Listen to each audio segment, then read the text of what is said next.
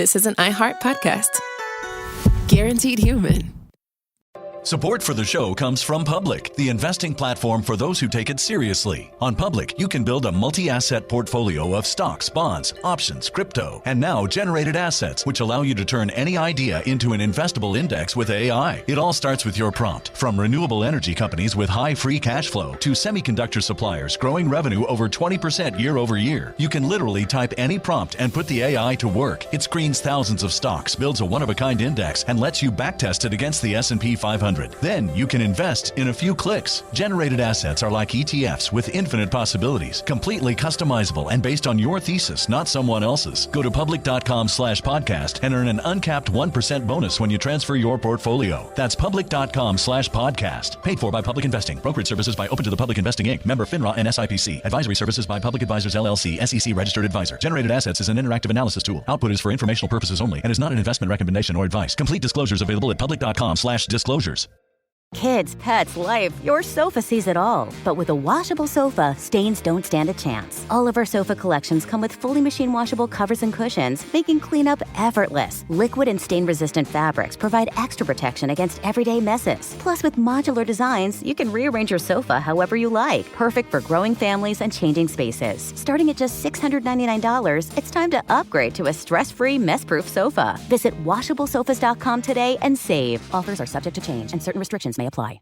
There's a difference between liking a house and actually getting it. Redfin is built to make up that difference and close the gap between finding and owning the home for you. Redfin agents close twice as many deals as other agents. So when you find a home you love, you're not a step behind when it comes to making an offer. That means less watching great homes disappear and more focus on the one you'll call home. Redfin helps turn saved listings into real addresses. Get started at redfin.com. Own the dream.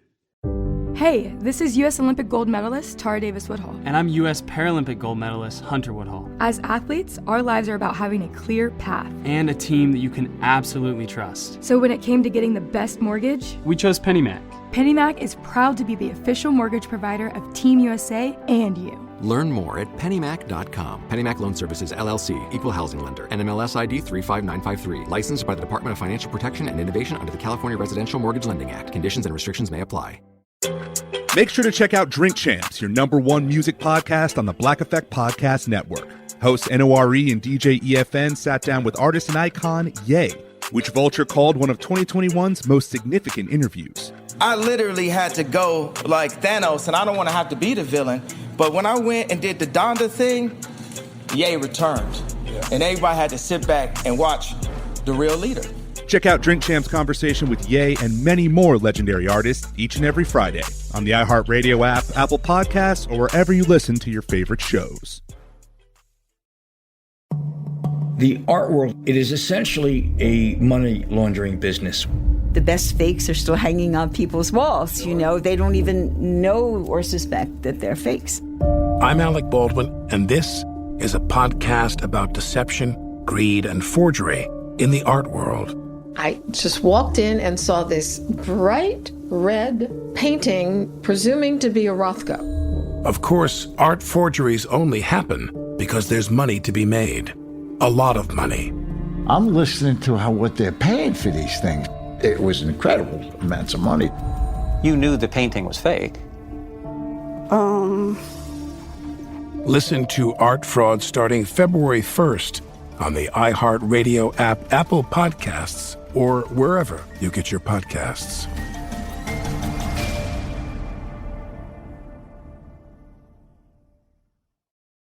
Executive producer Paris Hilton brings back the hit podcast, How Men Think. And that's good news for anyone that is confused by men, which is basically everyone. It's real talk, straight from the source. The How Men Think podcast is exactly what we need to figure them out. It's going to be fun, informative, and probably a bit scary at times, because we're literally going inside the minds of men. Listen to How Men Think on the iHeartRadio app, Apple Podcasts, or wherever you get your podcasts. Chapter 12. Sasha. The Lord did not mean for Sasha to be a cleaner. That was her first big lesson as a citizen of the Heavenly Kingdom. She was good enough at it, and she had too much self-respect to complain. but the work felt so unrewarding that she knew it must not be what God wanted for her. She'd spent her first night in the kingdom being pampered and provided for by her fellow sisters in the faith. They'd fed her, cleaned her, found her fresh clothes, and given her all the emotional reward she could have ever wanted. And then the next day, Helen had woken her up at 7 a.m. to help clean out an old Republic barracks that was being transitioned over to housing for soldiers of the Heavenly Kingdom. She knew it was honorable work. She knew it was necessary work, and she knew from the issues of Revelator she'd read that establishing the kingdom of heaven was a job that would not be accomplished easily, or without pain. She'd accepted this when she'd made the choice to venture down here. But by the time she'd scrubbed her 12th toilet of the day, Sasha had decided that her mind and her loyalty were better used elsewhere. Oddly enough, something her father had told her about the corporate world stopped her from whining. Never complain, never speak ill of your colleagues, and always ask if there's more work you can do. It had been his advice to survive and thrive in business, but she took it to heart here, and by the end of her first full day in the kingdom, she'd scrubbed more toilets than any other girl. She hated the work, but she also took a perverse sort of pride in it.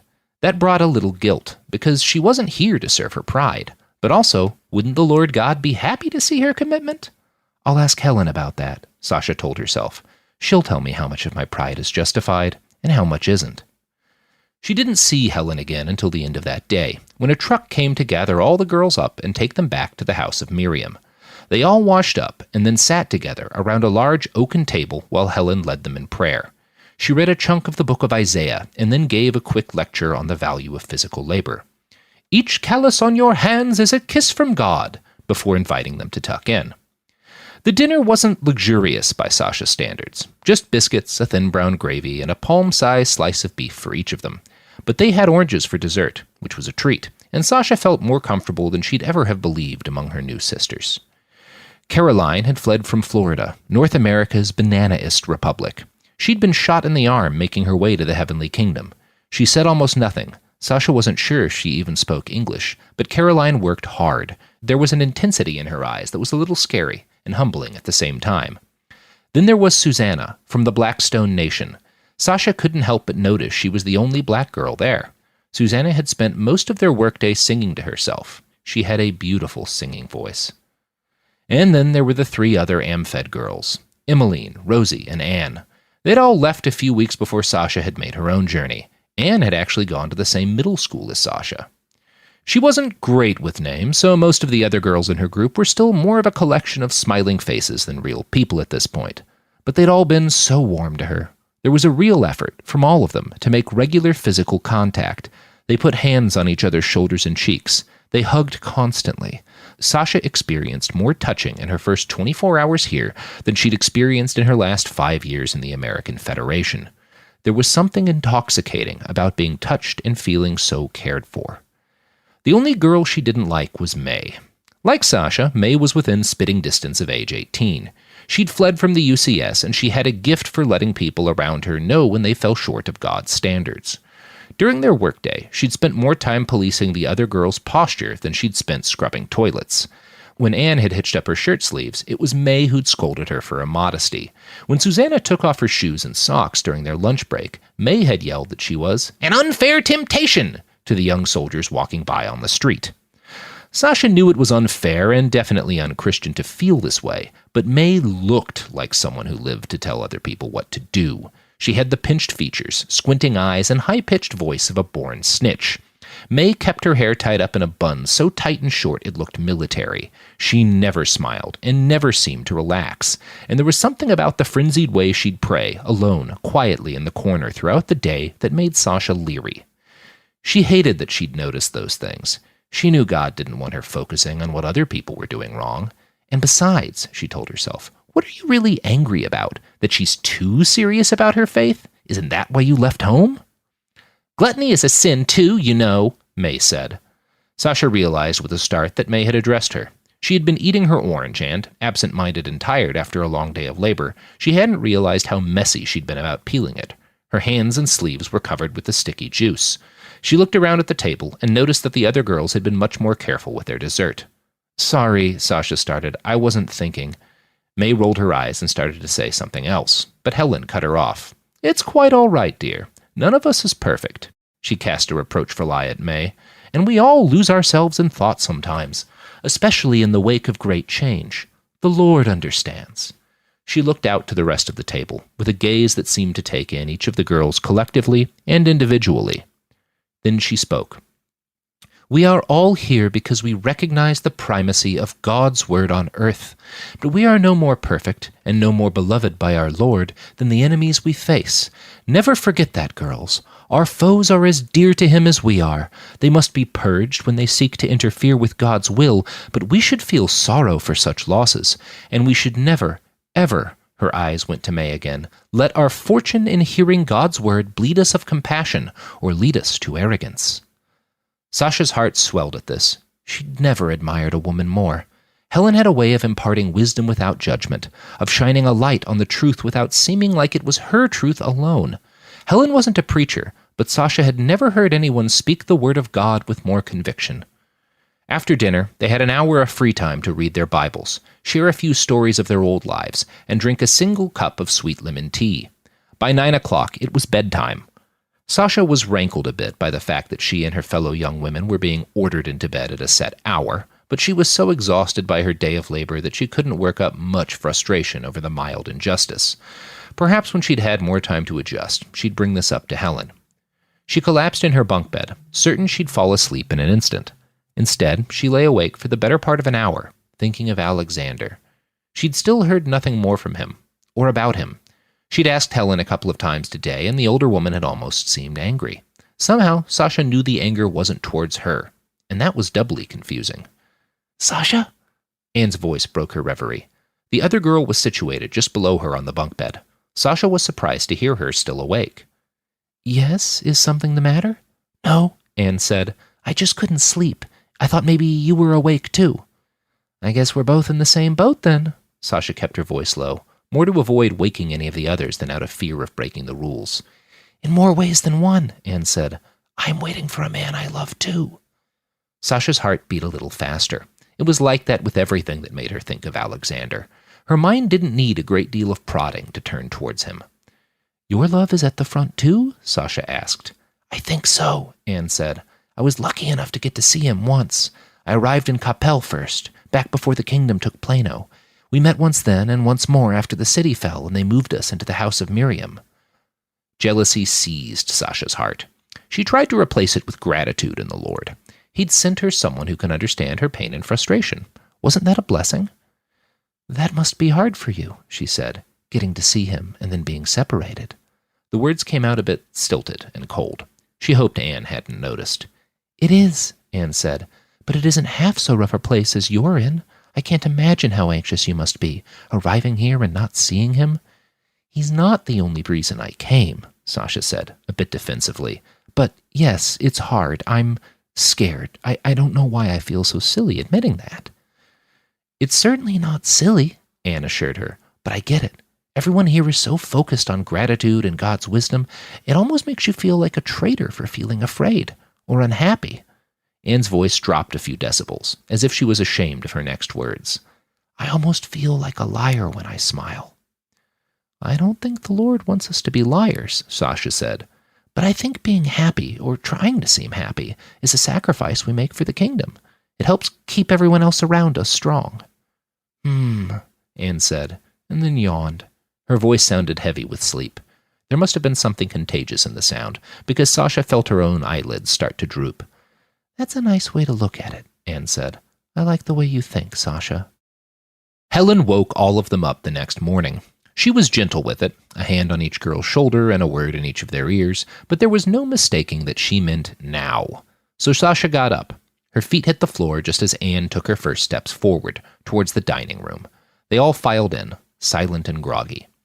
The girls took their breakfasts in the form of a thick, tasteless protein shake, and then they were loaded onto a heavy, military-looking bus and driven off to a large red-brick office building. According to the bullet-pocked signs, it had once been an administrative building for the corporation that had run most of the Republic's schools. Sasha swept up bullet casings and shattered glass. She scrubbed toilets and wiped the blood off the walls and tried not to think too hard about how it had gotten there. Conversation wasn't forbidden, but there was a lot of ground to cover, and May was quick to scold anyone who dawdled. Sasha and Anne both kept moving, but they passed each other in the halls often. Each time, the other girl would favor Sasha with a supportive smile, and Sasha would return it. They broke for lunch a little after noon, stale cheese sandwiches and orange juice, but instead of getting back to work after their meal, they were met again by the bus that had taken them there. They were told to file inside. Sasha wound up in between Anne and Susanna in the middle row of the bus. It was hot. The air circulation was bad, and the smell of sweat was thick on the bus. But the windows were down, and once the bus got going, the air that blew in felt like heaven. "Lord God, I've been waiting for this all day," said Susanna. "I'd stay on this thing all night if they let me."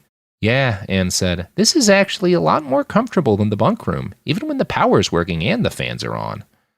"Does the power go out a lot?" Sasha asked. She felt dumb for even giving voice to the question, but her seatmates didn't treat it like a stupid question. "Not a lot," Anne said, "but we'll lose an hour or two most days, and it can be out for quite a while when Austin gets a drone through." "That doesn't happen often," Susanna assured her. "I've been in the kingdom 10 days, and we've only had to take shelter once." "Twice for me," Anne said, "but I've been here almost 3 weeks." "I'm not scared," Sasha assured them. "I'm just curious." "You should be scared," Susanna said. "It sucks." It wasn't a long ride, and Sasha was embarrassed at how long it took her to realize the destination. This was the same route they'd taken from the house of Miriam, just in reverse. She and the other girls were being taken downtown. Once she got a good look at the gallows, she understood why. There were 6 people lined up in front of the little stairway that led to the platform. They looked like prisoners. Susanna looked just as confused as Sasha, but Anne seemed to understand what was going on. She scrunched her face in disgust. "Oh no," she said. "I hate it when they make us watch this." The 2 martyrs who'd guarded them all day opened the doors and told them to form up outside of the bus. Sasha did as she was told, while grabbing as many long looks at the gallows as she could manage. None of the people who stood out in front of the platform looked like soldiers or robber barons or much of anything at all. They just seemed young and scared. "Fags," the martyr standing next to the driver at the bus door grunted as Sasha stepped past him. He waited until the other girls had all filed off the bus before he stepped around to stand in front of them. Sasha hadn't paid the man too much attention during the day because, in truth, he scared her. He looked old, over 40 at least, and his face was heavy with scars and tattoos. There were faded blue crosses inked on each of his forearms. There wasn't much skin visible under his armor and helmet, but the skin she could see was tanned red like leather. His eyes were cold and seemed fixed into a permanent squint. When he addressed the group, it was with a voice that sounded like it came to them through a filter of gravel and glass. "These people," he said, and spat after the word people, "are gender traitors." There were a few gasps from among the crowd. He continued, "It took us a while to crack into the Republic's old files, but we finally got a list of all the fags who refused to accept their God-given gender. They thought surgery could hide them, but there's no hiding the truth from the eyes of God or his true servants, and there's only one fair punishment for someone who turns their back on natural law." Sasha's heart started to pound. She'd known, of course, that Pastor Mike didn't approve of transgenderism, of gender change, surgery, of homosexuality, or of anything else that didn't fit into the neat biblical lines of what a man and a woman ought to be. But he'd always phrased his objections with such compassion. Queer and trans people weren't monsters deserving of death. They were victims of the fallen secular world, same as anyone else. Sasha agreed they needed re-education, but this... The crowd, perhaps 300 strong, cheered as the prisoners were led up to the gallows. Sasha's heart beat like a bass drum. She couldn't hear anything else. The voices of the crowd, of her sisters, faded behind the beating sound of the blood that coursed through her head. But her eyes continued to work, and she watched in horror as they fit nooses around each victim's neck. The young people cried and screamed and begged, but the martyrs paid them no mind. Some of them chanted in tongues while they prepared the killing machine. Sasha saw joy in their eyes. She found it revolting. Before long, they'd finished their preparations, and 6 people were strung up on the gallows before the brazen cries of the crowd. Sasha didn't think it was possible for her heart to beat any faster, but it kept speeding up. She felt lightheaded and nauseous, and a little like she needed to go to the bathroom. Her knees grew weak, and she found herself leaning on Anne. The other woman looked almost as scared as Sasha did, but she weathered it better. She put an arm around Sasha, supporting her, and the 2 of them looked on as the executioner called out and pulled the lever that sent 6 human beings dropping down to dangle until they were dead. The snap of their necks was the only thing Sasha heard above the sound of her own pounding heart. She watched them twitch and jerk for a second, 2, and then her body grew too light, and her legs collapsed beneath her. The world went black. She awoke back in the house of Miriam. Her sisters knelt or stood around her. Sasha was gratified to see she wasn't the only one who'd passed out. Anne lay next to her, clearly disoriented, along with 2 other women whose names Sasha hadn't quite memorized. Helen sat in between them, wet washcloth in her hand, and stroked their faces. There, dears, you've had a terrible shock, and there's no shame in your reactions." "No shame?" May spat the words. There was a glow to her face, and a manic glint in her eyes. "Ma'am, with all due respect, I don't know how these girls can call themselves committed to the heavenly kingdom if the sight of divine justice hurts them so much." Sasha saw anger in Helen's eyes, but the older woman didn't let it carry over into her voice. Instead, she fixed May with a cool gaze and said in an even tone, "Miss May, one can believe in our Lord's justice and still regret the pain that comes with it. That does not signal a lack of devotion. It signals compassion, a trait Jesus Christ had in abundance." May frowned and pursed her lips, but she kept them shut for now. Helen turned back to Sasha and the other girls who had fallen. "Death is never easy to witness, girls. It should be a horrible thing to witness." She glanced back to May. "And we should all be worried if a day ever comes when we can see such violence without pain in our hearts. But these are dire times. The world has fallen too much for pacifism to bring back the rule of God, and so we must use violence. Do you understand?" Sasha nodded. She heard the other girls give stuttering, hollow replies. Even the girls who'd managed to stay standing looked shaken. May was the only one who wore a smile. They gave her a wide berth the rest of the day. Whoever was in charge of their schedule paid some deference to the fact that they'd been forced to watch an execution. There was no more cleaning that day. They spent the rest of the daylight hours seated around the common area in the house of Miriam, sewing uniforms. Sasha had never sewn before, but Anne sat next to her and taught her the basics. Her hands were still shaking when they got to work, but Anne helped her and, eventually, focusing on the meticulous task allowed her to blot out the horror. Once she got a good grip on the basics of what was required of her, she was able to lose herself in quiet, productive flow. She was almost disappointed when Helen called them to dinner. They ate the same food as the day before. They prayed, and then they had an hour of relatively free time. They couldn't leave the house of Miriam since it was after 8, but they could talk. Sasha gravitated naturally to Susanna and Anne. The topic of conversation turned at once to the execution. "Is that always what it's like?" Susanna asked. Anne nodded. Her voice shook a little when she said, "I passed out last time, too. I thought it'd be easier the second time around, but it really wasn't." "It feels wrong," Sasha whispered. She glanced over to May, who was holding court with a few of the other girls at the other end of the common area.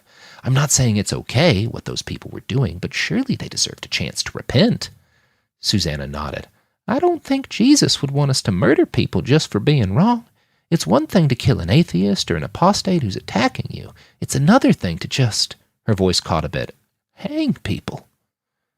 Anne shook her head in an absent sort of way. "Kyle told me it was necessary." "Kyle?" Susanna asked. "My intended," Anne said. "I watched the first execution with him. When I passed out, he was so sweet. I came to when he was holding me, petting my head."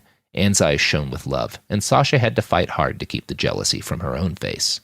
"He explained that the heavenly kingdom couldn't afford to re-educate the fallen. They are too many, and we are too surrounded. If someone is capable of changing, God will know, and he will ensure they get their just reward in heaven." Sasha was not entirely convinced, but she also wasn't willing to argue with Anne. It felt a little dicey just admitting her continued discomfort with the executions. So she stayed quiet, and the talk turned to more comfortable matters, what they expected from the next day's work, and what sort of lives they'd lead when the fighting was over, and they were settled down with the gallant warriors they knew they'd marry. Soon the girls all filed off to their small, snug beds. After a long day of work and stress, the bed felt so good that it made Sasha feel guilty. Alexander was fighting right now. He'd surely seen more death than she had, and he didn't have the option of fainting or crying about it. As she drifted off to sleep again, Sasha promised herself that she would never faint or cry out in the face of death again. If this was the way God had ordained his kingdom must come, she owed it to herself and to her Lord to stand and see it.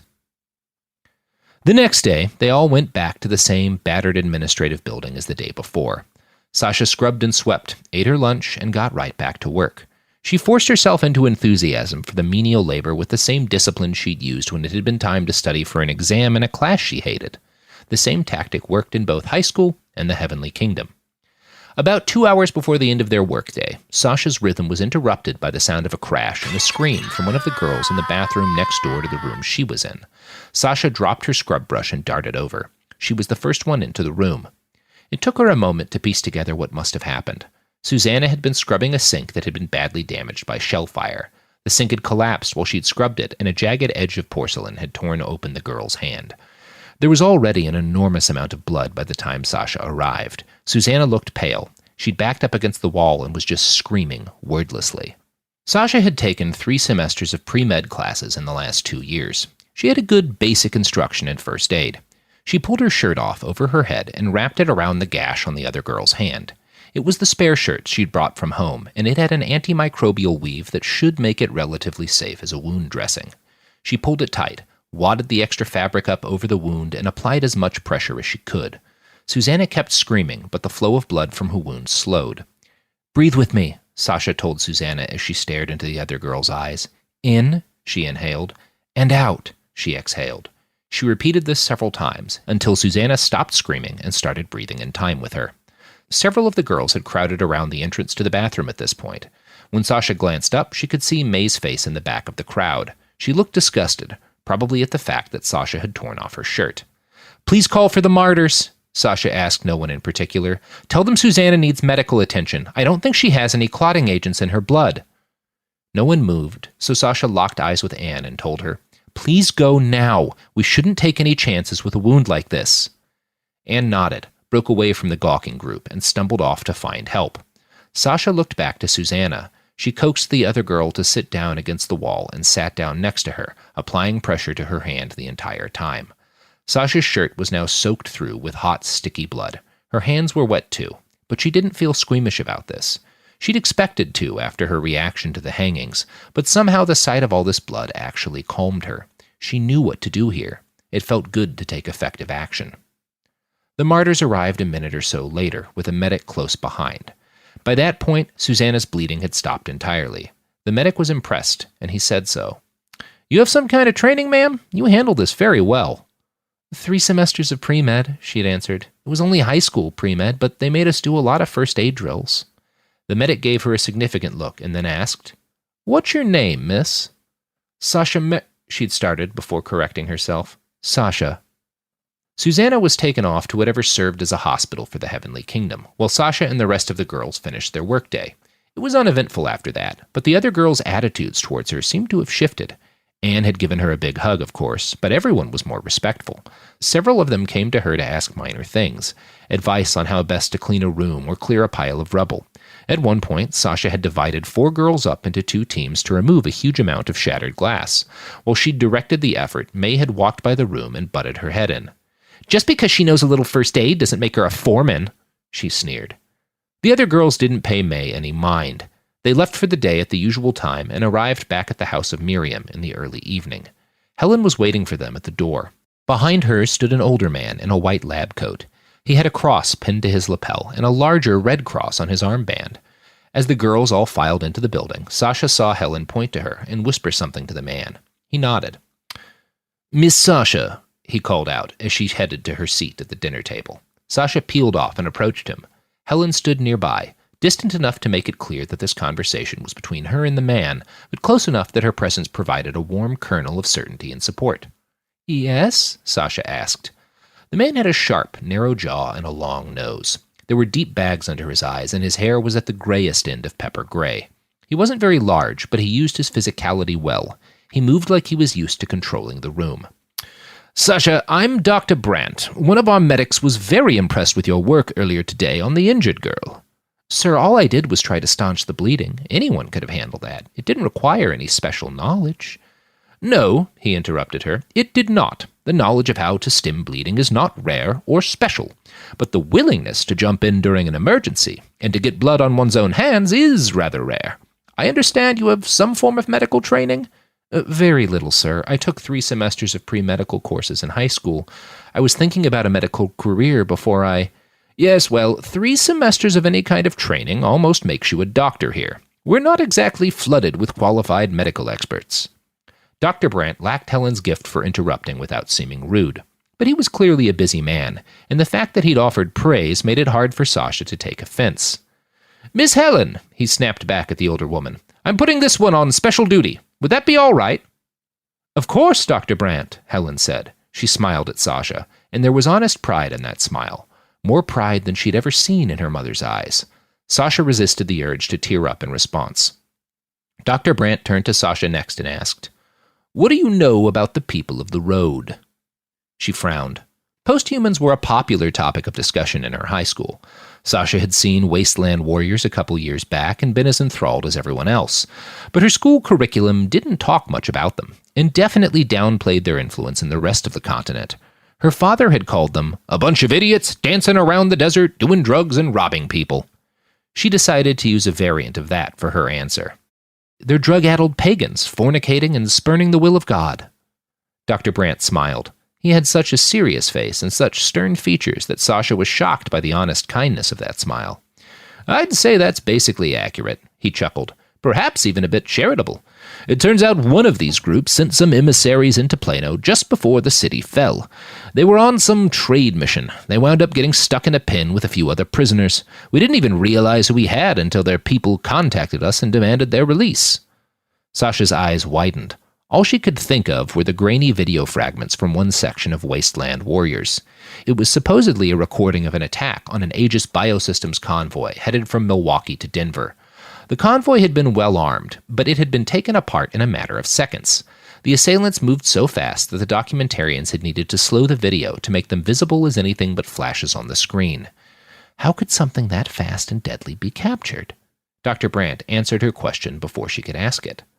I'm going to guess you're wondering how we managed to capture 3 of those Frankenstein abominations. Yes, sir, Sasha said. Well, Dr. Brandt popped the glasses off his face and buffed the lenses on his shirt while he spoke. Most members of any given group aren't quite like that. Oh, they're all pagans or atheists, just some kind of heathen. They have a lot of aesthetic modifications, LED tattoos and body lighting and some sensory upgrades, but few of them have military-style implants. I see. As you know, cities and civilized nations tend to ban those implants within their borders. Dr. Brandt slid his glasses back into place on his nose. So the people of the road have to send their less modified citizens out to negotiate, etc., which means we've got a bit of a tiger by the tail situation here. What do you mean, sir? Sasha asked. Well, the stories about these types are absolutely true. Some of them have hundreds of warriors packed to the gills with nightmare technology. There are individuals who are capable of taking on entire companies of human warfighters. The tribe these particular captives hail from, well, their name is quite obscene. The City of Wheels would be the most polite variant. They're as lost as it gets when it comes to the word of God, but they've got about 600 post-human citizens. Sasha thought back to what a dozen of those things had done to that convoy. She tried to imagine the carnage 600 of them could unleash upon the heavenly kingdom. A shiver ran down her spine. Exactly, Dr. Brandt nodded at her. Like I said, we've got a tiger by the tail.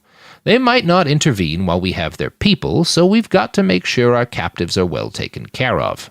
That's where you come in. Me? 2 of the captives are women, Sasha. They'll need to be inspected by someone besides me. We do have some qualified female nurses, but an SDF drone hit one of our troop transports about 2 hours ago, and I'm afraid they're both in the thick of that mess. So you're coming with me to handle this job. I'm proud to do it, sir. She wasn't sure what else to say. And besides, it was true.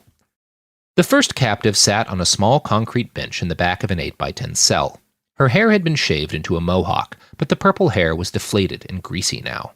There was stubble on the sides of her head. Her face was round, but lean. There were slight laugh lines at the corners of her cheeks and the edges of her eyes. She wore a sleeveless purple and black dress that was, by now, filthy. Her arms were covered in a strange series of tattoos, dozens of branching lines that each terminated in a box.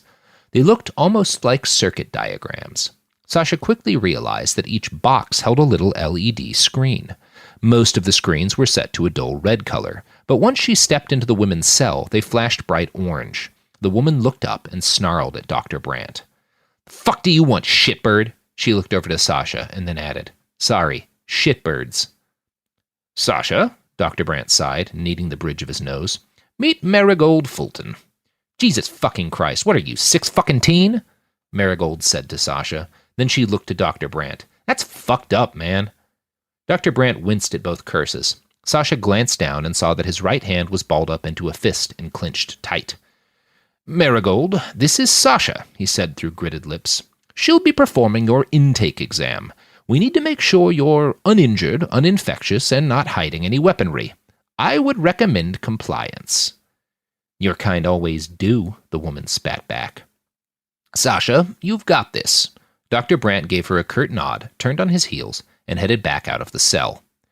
There was an armed guard just outside the cell. As Dr. Brandt had instructed, Sasha pulled a long privacy screen out from the far end of the wall and clasped it to a set of hooks on the other end. The captives were being held in the old Plano jail, which made this one of the rare buildings in the Heavenly Kingdom being used for its intended purpose.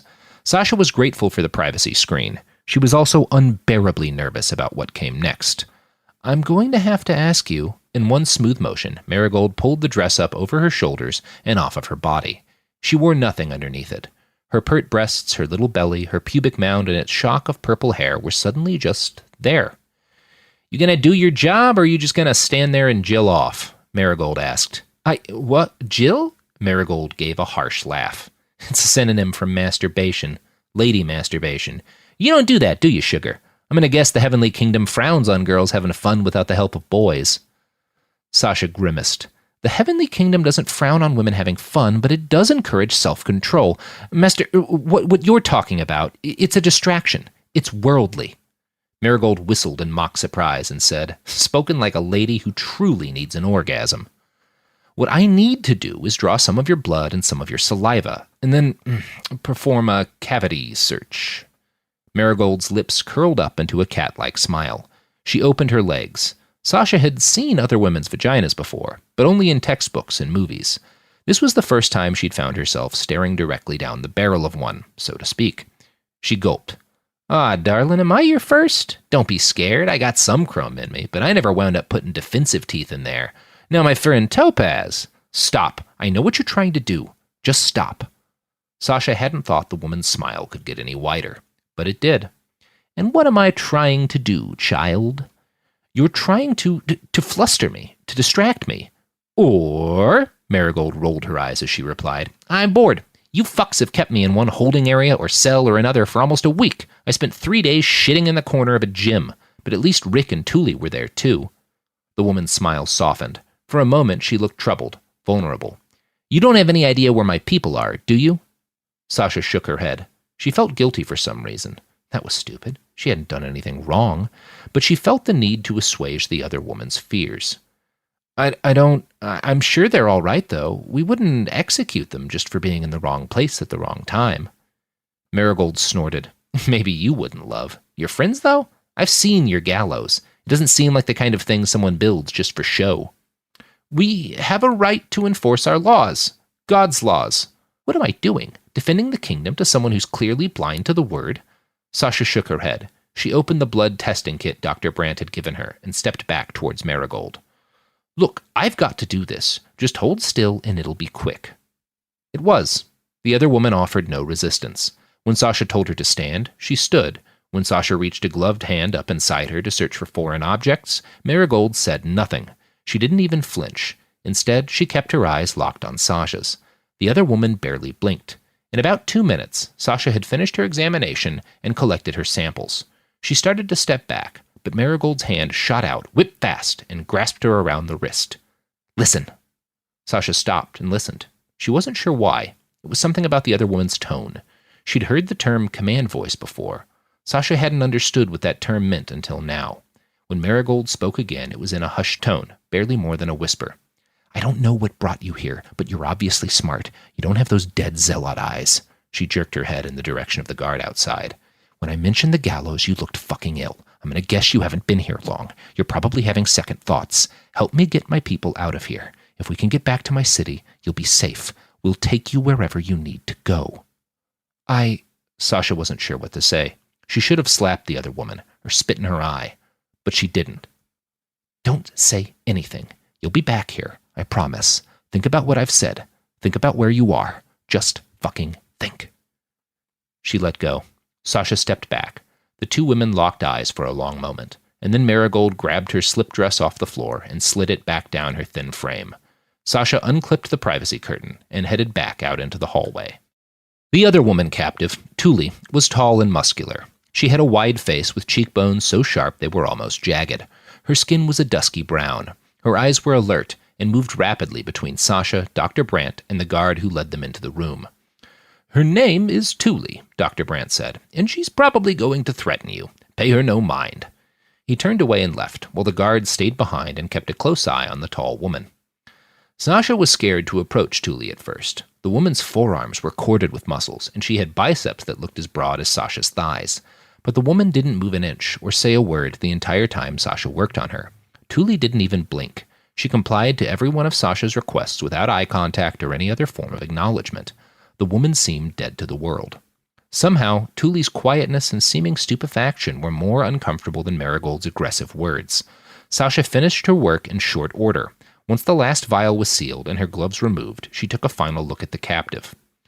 "I hope you get back to your home soon." Sasha immediately regretted the words. "This woman is the enemy. Why would you try to comfort her? She won't even look at you." Thule let out a dull laugh. She had been so silent earlier that it shocked Sasha. The other woman turned her head and stared at Sasha. "I will return home soon, and fire and blood will come to this place because you've held me here. You're a dead woman walking. Enjoy the last beats of your heart." Sasha didn't know what to say. What could you say to that? So she took her samples and left. Dr. Brandt dropped her off outside the house of Miriam and told her he'd send a jeep out tomorrow morning to take her to the hospital. Sasha thanked him and headed inside. The other girls were already almost finished with dinner when Sasha sat down and joined the group. She gave a quiet smile to Susanna and nodded at the other girl's bandaged hand. When dessert, a banana this time, was over, Miss Helen took Sasha aside while the other girls broke off to read their Bibles and drink their nightly tea. "I have some news for you."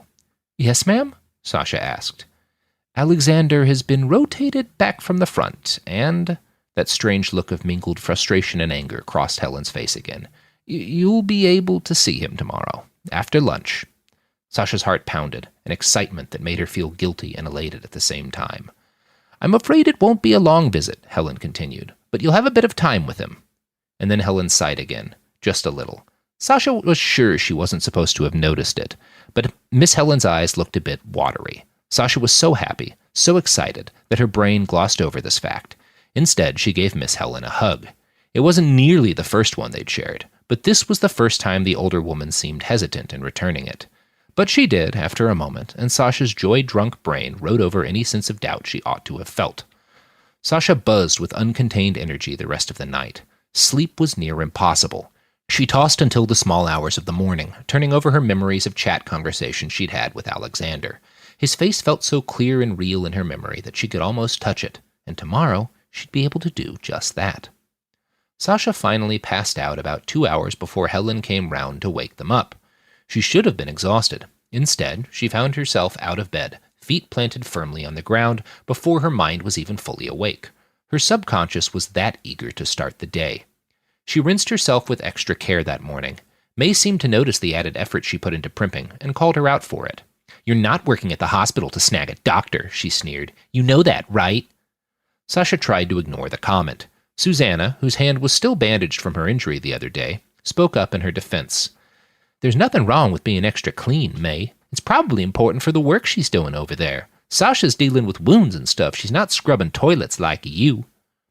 Sasha was gratified by how that made May's face blush. She flashed Susanna a grateful smile and shuffled out of the washroom as quick as she could manage. She headed outside and took in her first deep gulp of the cool morning air. Cool might have been too strong a word to use, but the fresh air felt good on her skin. It only took her a few seconds to spot the battered and dirt-specked Jeep Dr. Brandt had sent to pick her up. A young man, maybe as young as her, with a weak chin and an acne-pocked face, sat behind the wheel. Sasha waved to him, ran up, and hopped in. It wasn't a quick ride to the hospital. Large sections of the road were destroyed, blocked by rubble, or jammed with traffic from refugees entering the heavenly kingdom. Seeing that had gratified Sasha. More souls coming to God, she thought. For the most part, she lost herself in thoughts of Alexander until, 40 minutes later, the Jeep rolled to a creaky stop in front of the medical city of Plano. The enormous hospital complex looked badly damaged and largely abandoned. Many of the windows had been shot out or shattered by large blasts. Several buildings had chunks of wall and roof that had fallen in. But there were lights on in many of the windows, and the hum of generators filled the air of the front courtyard. Dozens of people milled about, filled with purpose, running wires and wheeling patients. Sasha was excited at the thought that she might get to do some actual work in a functioning emergency room. When she found Dr. Brandt, he quickly disabused her of those notions. "We're doing all right today. What I need you to do is come in here and help me catalog which medicines have spoiled." The power had gone out during the fighting for the city, Dr. Brandt explained, and the medical storage room had been without refrigeration for almost 2 days. He showed her how to check medical vials for signs of spoilage, handed her a clipboard to mark her findings, and told her to get to work. It was a menial, painstaking task, and Sasha found herself missing the hell out of cleaning. She hated it, but she devoted herself to the work, and, minute by minute, the time passed. Eventually, it was time for her meeting with Alexander. Sasha pulled herself away from the rows of vials and jars and blister packs and headed outside, to where she knew the Jeep would be waiting. Her driver that afternoon was a different martyr, slightly older but still young. She was so preoccupied with thoughts of Alexander that she almost forgot to greet the man. He didn't seem to be in a talkative mood either, though, and they rode in silence back to the center of town. Sasha was so focused on the butterflies in her stomach and trying to catch glimpses of her hair and face in the rearview mirror that she didn't notice the crowds thronging downtown until the Jeep rolled to a stop and it was time for her to disembark. A familiar sense of queasy dread gripped Sasha's guts as she exited the vehicle and looked out over the crowd. They were converged around the gallows once again. Sasha craned her neck, and she was able to see 4 men in filthy, tattered rags standing before the killing instrument. It took her a second to recognize 2 of the men as the porters who'd first unloaded her from the crate. An older, bearded martyr in jet-black body armor stood before them. He held a Bible in one hand and a formidable-looking handgun in the other. Sasha started to push her way through the crowd for a better look. She hadn't made it far when the bearded martyr addressed the crowd. "These 4 men were all once employees of the secular abomination that calls itself the Republic of Texas," he said in his booming stentorian voice. "The heavenly kingdom offered them mercy in the form of indentured servitude. All we asked," he scanned his eyes across the crowd, the left corner of his lip curled up into a slight growl. "All we asked for was their honest, obedient labor, and they repaid this mercy by stealing food and supplies meant for the heavenly kingdom's brave soldiers." He lifted his big pistol up into the sky and fired off 4 shots in quick succession. "These men stole from God! There is only one proper punishment for such a sin." He turned back towards the gallows and nodded at a hooded martyr who stood behind him with a hand on the thick wooden lever that operated the whole grim apparatus. The other man pulled downwards, and the 4 bodies on the scaffold dropped with a sickening chorus of snaps. Sasha felt her stomach turn sour. This time, though, she watched. She didn't take her eyes off the gallows until the last man had ceased his twitching. "It's not a pleasant sight, is it?" That voice. Sasha recognized it immediately. It was the voice she'd heard 100 different times over her deck, hidden up in her room back in the Amfed. It was the voice of the first man she'd ever really loved. It was Alexander. Sasha turned around, and her heart nearly burst at the sight of him. He was tall, broad, and muscular in a way that somehow seemed comforting and not scary. His mop of curly brown hair, lopsided smile, and round, permanent jawline were all exactly as she remembered from their dozens of chat sessions. He wore olive green fatigues that looked stained and burned in a few places. His hair was greasy, and there were great big bags under his eyes. But he was here. He was real. She collapsed into him. Before she realized it, she'd started to sob. "I love you, I love you, I love you. I thought you were dead. I love you." He hesitated for several long beats before he returned her embrace, but he returned it with gusto. His hands crept down, from her sides to her buttocks. He squeezed her. It was a gesture she'd fantasized about several times in her weaker, more carnal moments. It was not something she'd expected a godly man like Alexander to do out in public, surrounded by people, in the immediate aftermath of an execution. Sasha pulled back and coughed in surprise. She didn't say anything, though. She didn't want to mar their first meeting with that. And she also remembered something Pastor Mike had written in Revelator, that the beastly nature of man must be salved by the goodness of women. Alexander had just spent several days up at the front. He must have seen terrible things. It was understandable that his self-control would not be at its peak right now. Still, she didn't like the way he looked her up and down. There was something of the wolf in his eyes. It was not the look she'd dreamed of seeing. But then he spoke. Sasha, I'm so proud of you. I didn't know if I'd ever get to see you here. I wasn't sure if you'd be willing to truly commit yourself to our Lord, but I prayed that you would, and now, by the grace of God, you're here, and you're even more beautiful than you looked online. Sasha blushed. How could she not? Look, he waved a hand towards the gallows and the bodies. Things are still sort of a mess around here, but I know one cafe nearby is up and running again. I've got enough ration tokens to get us both a cup of coffee. What would you say to that? I'd say yes, she smiled at him. Her earlier reservations dissolved as she took his hand and followed him down the street, past the gallows and the dispersing crowd and towards the cafe. In a minute they were there. It was a small place. One rectangular room with a coffee maker, a half-dozen tables, and an outer patio area with another half-dozen tables. There was a generator, power, and air conditioning inside, so they sat there. Alexander ordered them 2 large cups of black coffee. He sat down while he waited for their order and stared into her eyes. She stared back. For a while, that was all they did. It's so good to see you, Sasha said. I've been working at the hospital, and I've seen so many wounded men. I couldn't stop thinking I was going to see you in one of those beds, broken and bleeding. He smiled at her. Then he reached his left hand out and sat it on top of hers. Sasha shivered. She couldn't help it. Things stirred inside her. She felt a sudden, powerful urge to possess his body, to hold him and squeeze him and be explored in turn. She clamped her mouth tight and focused on trying not to give all her thoughts away through the blush in her cheeks. Sasha, he said, it brings me such joy to see you here. And don't worry, I know the situation at the ladies' barracks is rather primitive, but I'm talking to my commanding officers. As soon as we get married, you'll be a part of my household. We'll be able to live together. We'll build a life, and that life will help build the heavenly kingdom. She was stunned for a moment.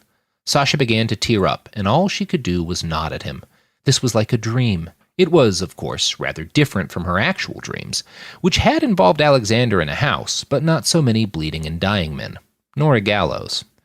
Their coffee arrived. Alexander took a sip, and she followed suit. He continued, I know you're working at the hospital now. I'm sorry about that. I'm sorry you had to spend so much time scrubbing toilets. As soon as I can get you off those duties, I will. Oh no, she interjected. I love working with Dr. Brandt. It's important, and I want to do my part to help the kingdom thrive.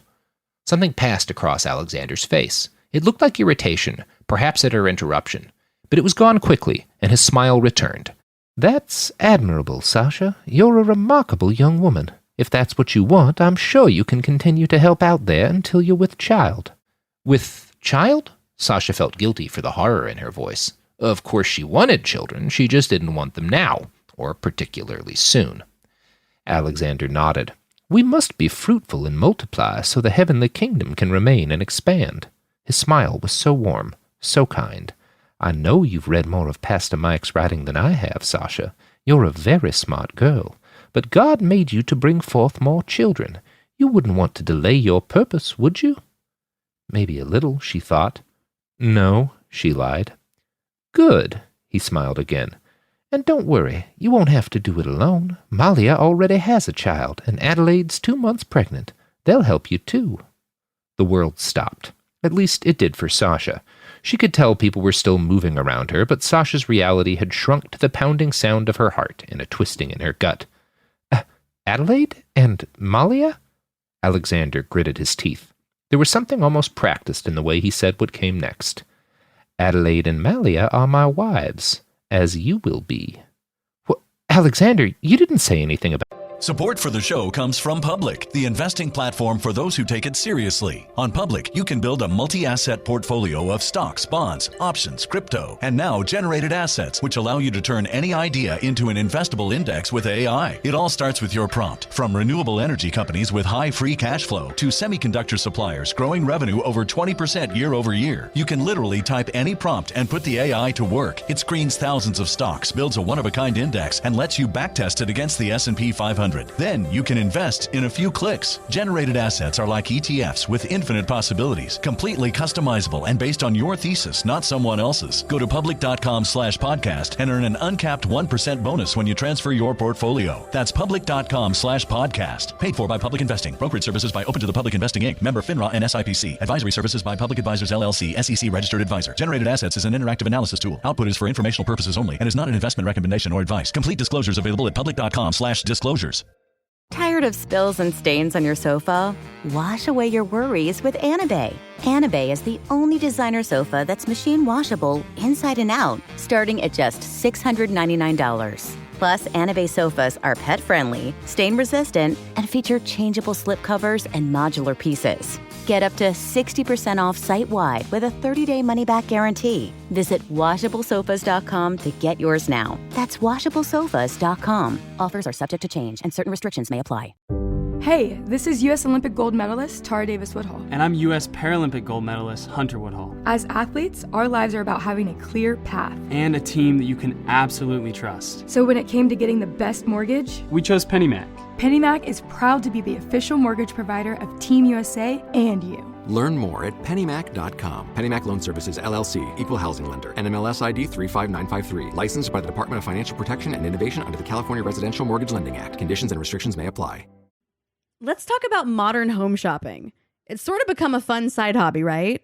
Scrolling listings at night, dreaming about kitchens you've never seen, or backyards you haven't even stepped foot in, all from the comfort of pretty much anywhere. Redfin knows a lot of people like you want to own, but are stuck in this browsing mode loop. That's where Redfin flips the script. With listings that update within minutes and tours you can book right from the Redfin app, you can see your dream home the moment it appears. Now, liking a listing is easy, but actually landing it, that's where Redfin comes in. Redfin has over 2,200 agents with local expertise. And Redfin agents close twice as many deals as other agents. That means they want to help you win, not just window shop. Redfin is built to help you go from just looking to wait, this could actually be home. So become the newest neighbor on the block. Visit redfin.com to start finding and start owning. That's redfin.com. At other wives, you never mentioned them at all. How can you be telling me all this now? His smile turned sad, or at least it gave the illusion of sadness. Sasha was still too shocked for anger. She felt like a hole had just been knocked in her heart. She knew she should be angry, but she also felt like there must be something missing. Something she didn't understand yet. Alexander was a sweet boy. He wouldn't do this to her.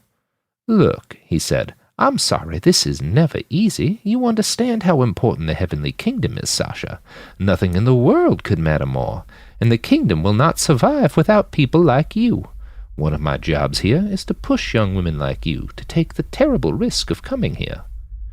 And so you lied? She croaked, barely able to believe what was happening. You poor false witness, Alexander. I did not lie. His voice hardened, and so did his eyes. I did not tell you about every aspect of my life here, but I did not lie.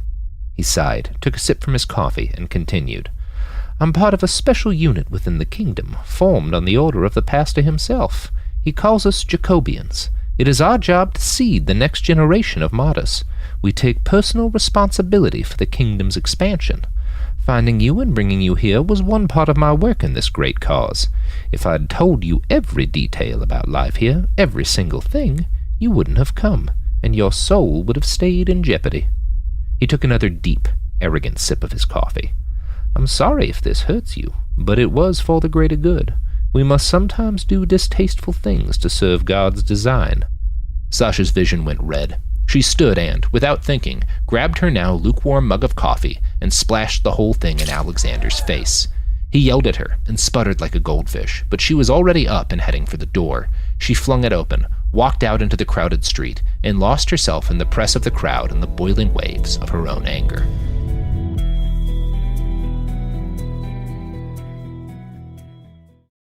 The Black Effect Presents features honest conversations and exclusive interviews.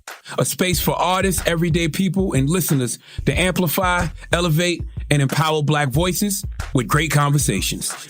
Make sure to listen to the Black Effect Presents podcast on iHeartRadio, Apple Podcasts, or wherever you get your podcasts.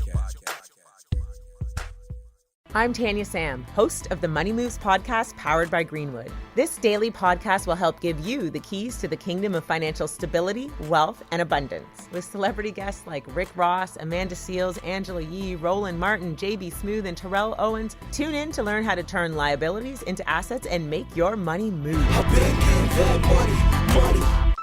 Subscribe to the Money Moves podcast powered by Greenwood on the iHeartRadio app or wherever you get your podcasts. And make sure you leave a review. Adoption of teens from foster care is a topic not enough people know about, and we're here to change that. I'm April Dinwiddie, host of the new podcast, Navigating Adoption, presented by Adopt US Kids. Each episode brings you compelling real-life adoption stories told by the families that live them with commentary from experts. Visit adoptuskids.org/podcast or subscribe to Navigating Adoption, presented by Adopt US Kids. Brought to you by the U.S. Department of Health and Human Services Administration for Children and Families and the Ad Council. Chapter 13. Manny. Manny woke up feeling like his mouth was filled with cotton and his head was filled with spiders. It took him a few long seconds to remember where he was and what had happened to bring him here. He activated his deck and was shocked to see that more than a day had passed since he dropped into bed. His first guess was that he was suffering some side effect from Skullfucker Mike's blood. He couldn't think of any other times he'd slept that long, although he also couldn't think of any other times he'd survived a drone attack and an intentional car crash in the same minute. Merde, he cursed, and then called out, Reggie? He looked over to the cot the journalist had been sleeping on. It was dark in the little room Nana Yazi had provided. He could see the outline of Reggie's empty cot and not much else. The room was just one 10-by-10 section of an old shipping crate. Manny knew the only things in the room, besides their cots, were a table with a built-in coffee maker and a pair of folding chairs. Manny sat up, groaned as every poppable thing in his body popped, and then rose to his feet. As he stumbled to the door, his deck started to populate with messages from friends and family back in Austin. By the time his hand touched the knob, there were more than 50 translucent messages hovering at the edges of his field of vision. He blink-selected a mass response template, filled it with the names of everyone who'd sent him something, and typed out an update. Not dead, details later.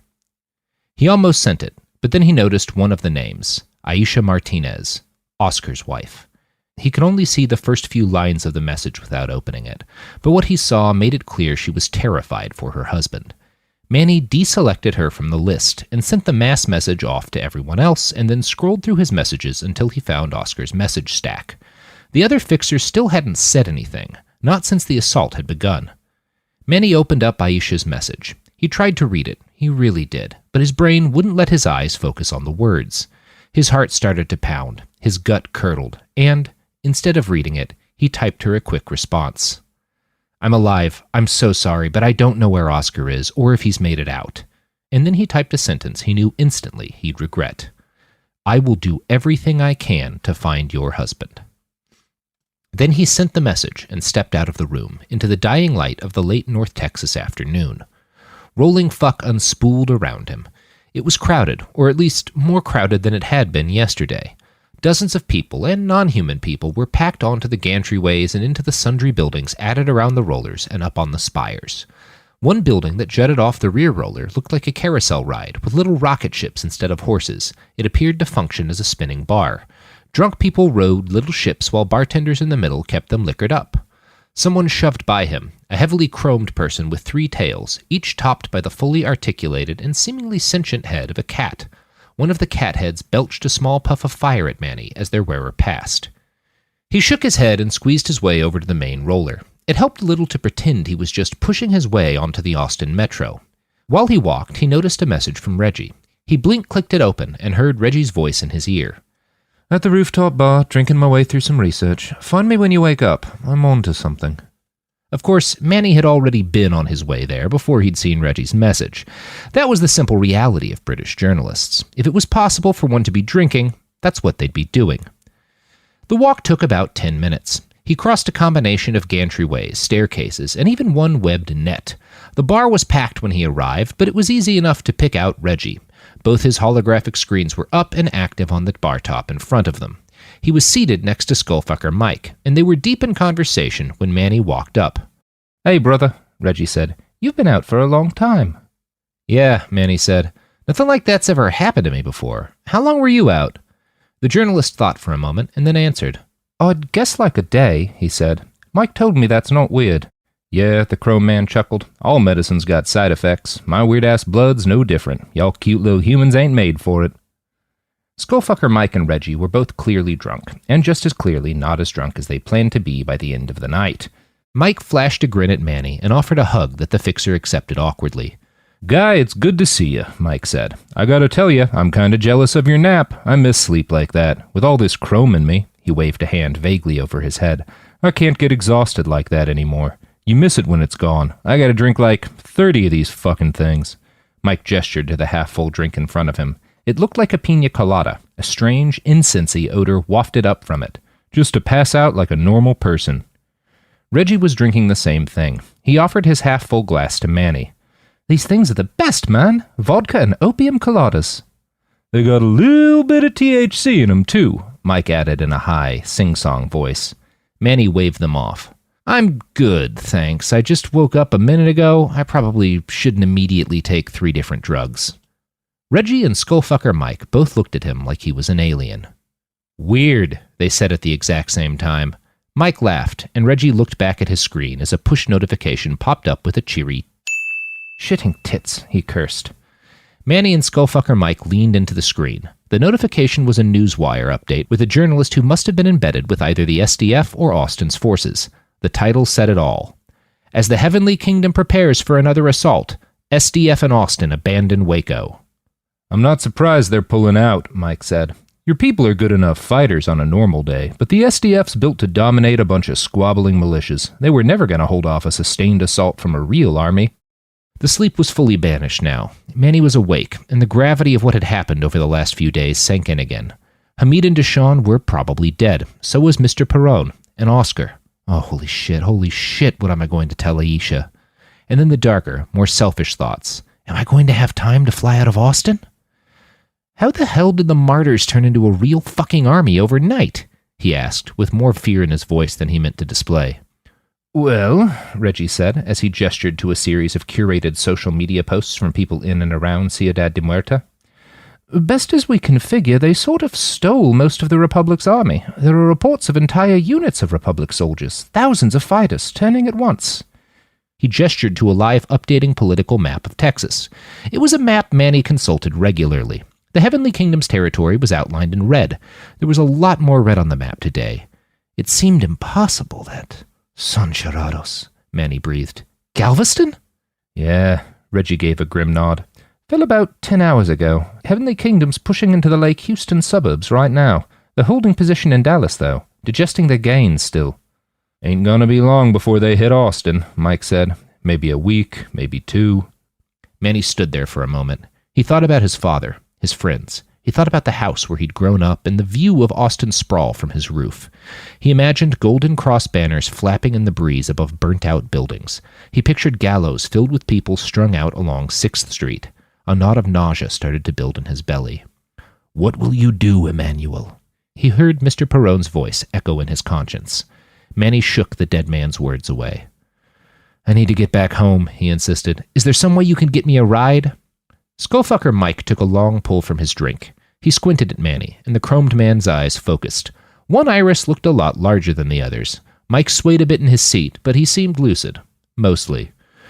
"And what are you gonna do in Austin?" he said. "Pick up a gun and die fighting? Unless you're hiding some serious mods under that skin, I don't think your help will make a rat's shit worth a difference." "I know, I'm not going there to fight. I need to..." "What, fly away? Go to fucking California? Try your luck in Europe?" Mike shook his head. "You've got a chance to actually do something. Help us get our people out of Dallas, and we can fuck the Kingdom's advance. Maybe even throw them back." Manny thought about it, sighed, and said, "I think I do need a drink." Skullfucker Mike nodded. He pointed over to a table lined with a dozen different beer taps. "The normal stuff's self-service. I recommend the Wheat Haze. Pretty mild, but it's good for stock humans like yourself." Manny got up, grabbed a glass from a dispenser at the edge of the bar, and walked over to the beer table. Each keg had a thick strip of white tape across the front. The only details given about each beer were vague, almost illegibly scrawled names. Manny found 2 labels that both looked like they might say Wheat Haze. He picked one at random, then headed back to the bar and sat next to Reggie. Mike looked impressed for some reason. "Good choice," he said with a nod. Manny took a sip. It was really good, a mild pale ale with just a hint of sour. He leaned in and looked at the maps and scrolling updates on Reggie's screen. The journalist finished writing down a couple of notes and shook his head. "I'm really sorry, man. Truly." He gestured towards the live map. "This is so fucked." "You gonna stay here to cover the fall?" Mike asked. Reggie shook his head. He looked frustrated. Got a message from my editor a bit ago. They're trying to work out an extract for me. Gonna send a team out here to drive me west to El Paso. I guess it's not safe to fly out of Austin right now, so... He trailed off. The three of them drank in silence for a minute. Skullfucker Mike gulped down the last of his glass and ordered another, along with 3 shots of bourbon. Manny started to turn down the shot, but it was soon apparent that Mike wanted all 3 shots for himself. He downed them all in the space of around a second, belched loudly, and then returned to staring at Reggie's screen. Fuck, he sighed out again. Fuckity fuck. Manny was halfway through his beer when Donald Ferris approached. The old documentarian wore a burgundy velvet waistcoat underneath a slightly battered but well-tailored tweed jacket. He had a glass of probable whiskey in his hand and the soberest eyes Manny had seen that day. Hello there, gentlemen. Skullfucker Mike. Getting caught up on the latest catastrophes, are we? Yup, said Mike. How you been? The older man shrugged and took a seat at the table. He gulped his whiskey and looked down the table at Manny. It was strange to see an actual old person this close up. The creases on his forehead and around his lips were so deep they could have been carved with a knife. There were spots on him, a clear sign he'd taken no Juven treatments at all. His face had a deep, craggy richness that lent every word he said a certain vague majesty. Donald Ferris spoke, and Manny felt compelled to listen. You can help this, you know. We're stuck negotiating with the kingdom now, and they are most recalcitrant. But the Fuckians... Wait a second, Reggie interrupted. Fuckians? Really? Donald and Mike exchanged a look, then a laugh. Donald replied, This city's not exactly famed for consistency. Almost any collective noun you can think of would be appropriate. He took another sip from his glass and set it down on the bar top with a clack. Donald Ferris leaned in at that and eyed the glass as he rotated it around on the table. He tapped it again, smiled, and looked back up to the group. Now, young man, let me explain why you should go risk your life on a daring and dangerous rescue mission. Manny grunted and shook his head, reflexively defensive. I'd rather not talk about it right now if that's cool, he said. I just woke up, this place is ridiculous, and I'm not going to decide to go into terrible danger because some old man guilt trips me at a bar. Suit yourself, Donald smiled. I can't imagine how stressful this has all been for you. I'm a little surprised you'd choose to trip balls at a time like this. What do you mean? Manny asked, with growing anxiety. That's a white haze, right? I think Mike said it was a wheat haze, but I couldn't really read the labels. Shit, Mike cursed, while Donald Ferris fought back a laugh. What? Manny asked. Mike should have warned you. The wheat haze is normal alcohol. The white haze packs about 2 hits of lysergic diethyl acid per pint. The anxious knot in Manny's gut began to pound and pulse. He looked to Skullfucker Mike, furious. What the fuck, man? Mike winced. He looked genuinely rueful. I'm really sorry, he said. I'm not used to it making a difference. Most people here take 2 or 3 hits of acid with their breakfast cigarettes. Oh, shit, Manny slumped forward and put his head in his hands. He started to hyperventilate. The edges of his vision blurred, and Manny couldn't tell if that was from the drugs kicking in or just a consequence of his own panic. He could feel Oscar's face hanging out, just at the back of his mind, afloat on a river of guilt. He didn't want to know what a head full of acid would do with those feelings. I gotta get back to the room, he said. I can't handle the... Donald put a hand on his shoulder. He was stronger than Manny would have guessed. You've got a head full of surprise acid, boy. The last thing you need is to sit in a dark room and stew with your demons.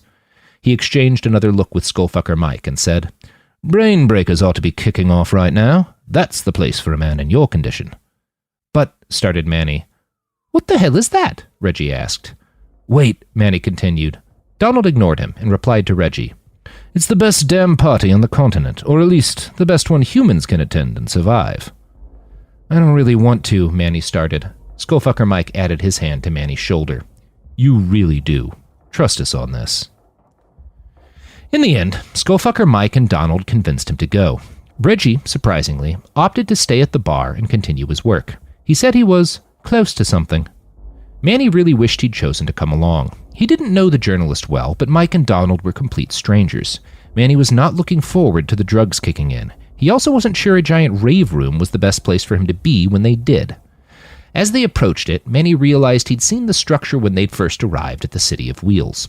Brain Breakers was a 3-story cube at the top of Rolling Fuck's highest gantry. The cube appeared to have been knitted together from long strands of black metal. Multicolored light pulsed inside it and bled out through the gaps in the knitted metal of the sides. Skullfucker Mike led them down the gantry towards the cube. There didn't appear to be any kind of entrance. The wall on this side was the same knitted steel as every other side, but once they reached it, Mike simply stepped into the wall. The woven metal writhed like something alive and curled back to admit the big posthuman. The metal tendrils caressed Mike's body as he walked through. Manny flashed a questioning look at Donald. It feels nice, he explained. Manny sighed, exasperated and furious. Is this whole damned city built around drugs and fondling? Yes, Donald grinned, a spidery old man grin. Now, inside with you. Manny sighed, swallowed, and walked up to the wall. The metal, which felt surprisingly soft and warm, slithered around him, and, mother of God, it felt good. That might have had something to do with the acid percolating in the back of his brain. The sensation was a cross between being tickled and being caressed. He was reminded, uncomfortably, of his mother stroking his forehead when he had a fever as a child. And then he was through. It took him a moment to realize he was breathing heavily and covered in cold sweat. It was then that Manny got his first view of the interior of Brainbreakers. It looked a little like a space station designed by M.C. Escher, with a drunken H.R. Geiger as the contractor. There were a half-dozen different stages protruding at various levels from the walls. 3 of the stages were currently occupied. One performer was an enormous, seemingly sentient xylophone that pranced about on stage, playing itself with 8 knob-ended arms. Another stage held 4 human-looking individuals. They were all naked, and they were all fighting. Manny watched in slack-jawed awe as they punched and bit and kicked and choked each other. Every impact sent a chorus of warbling sounds pouring out from speakers at the base of the stage. The longer he listened, the more hypnotic the music seemed. The 3rd inhabited stage held what looked like a normal DJ booth, with a presumptive person behind it. Manny guessed that was the source of the bass-heavy rhythmic pounding that filled the square.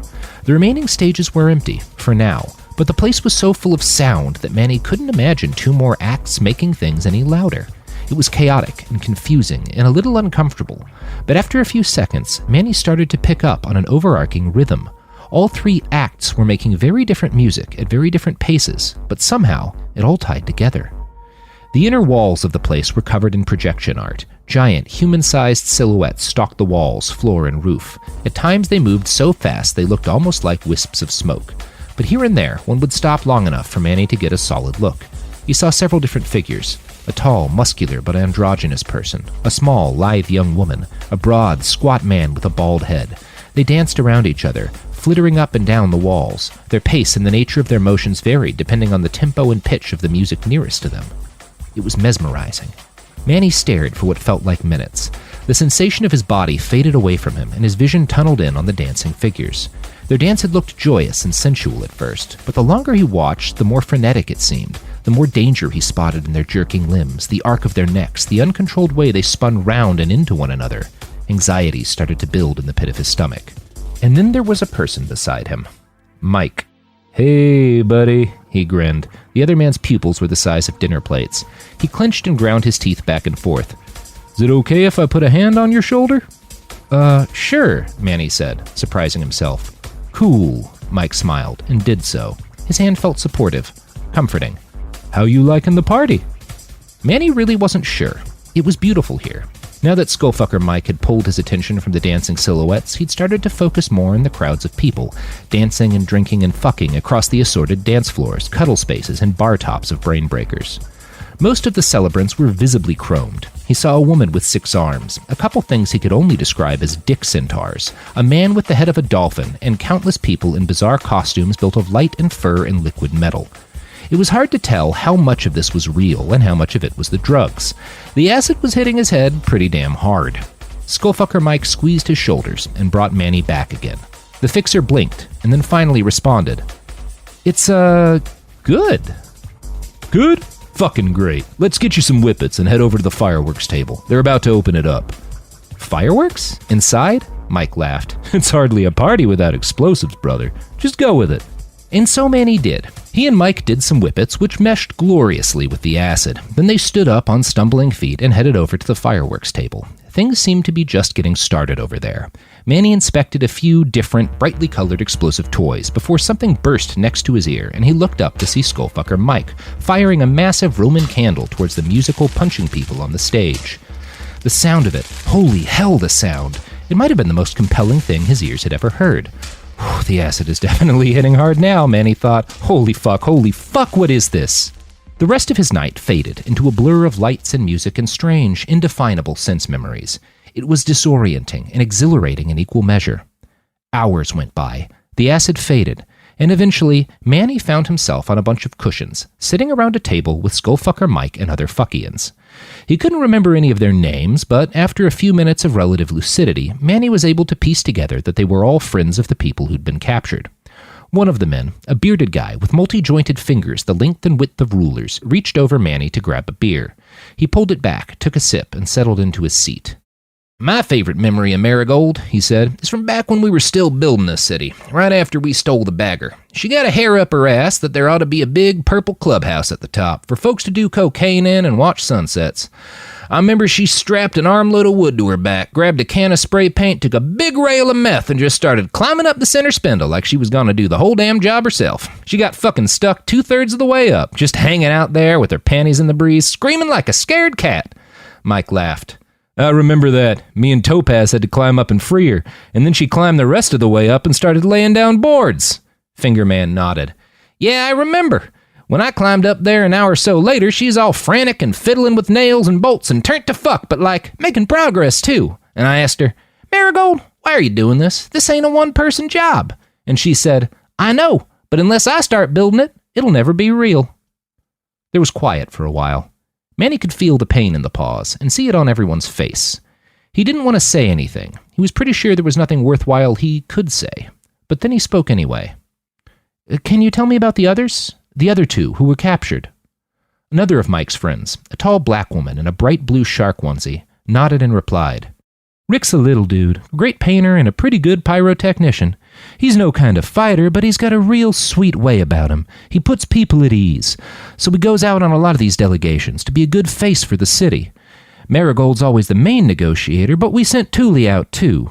She's newish to the city, used to be an activist in Albuquerque before the king took over and started boiling people. She's a good talker. We had her studying under Mary so she could pick up some of the load in the future." "They're all good people," Fingerman added. "Marigold saved my life a few times, back during the Revolution. She helped found this place. It started out as just a big caravan of RVs and mobile hydroponics units.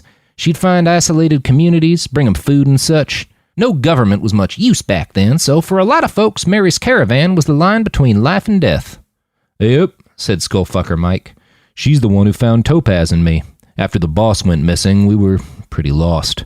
Doing a lot of freelance violence, but not making anything. Not building a damn thing. Marigold told us her vision for this big, stupid city. Got us hooked on the idea." Manny noticed tears at the corner of Skullfucker Mike's eyes. That felt somehow wrong to him. Someone so powerful and inhuman shouldn't be able to cry and make it look so normal. But there he was, crying.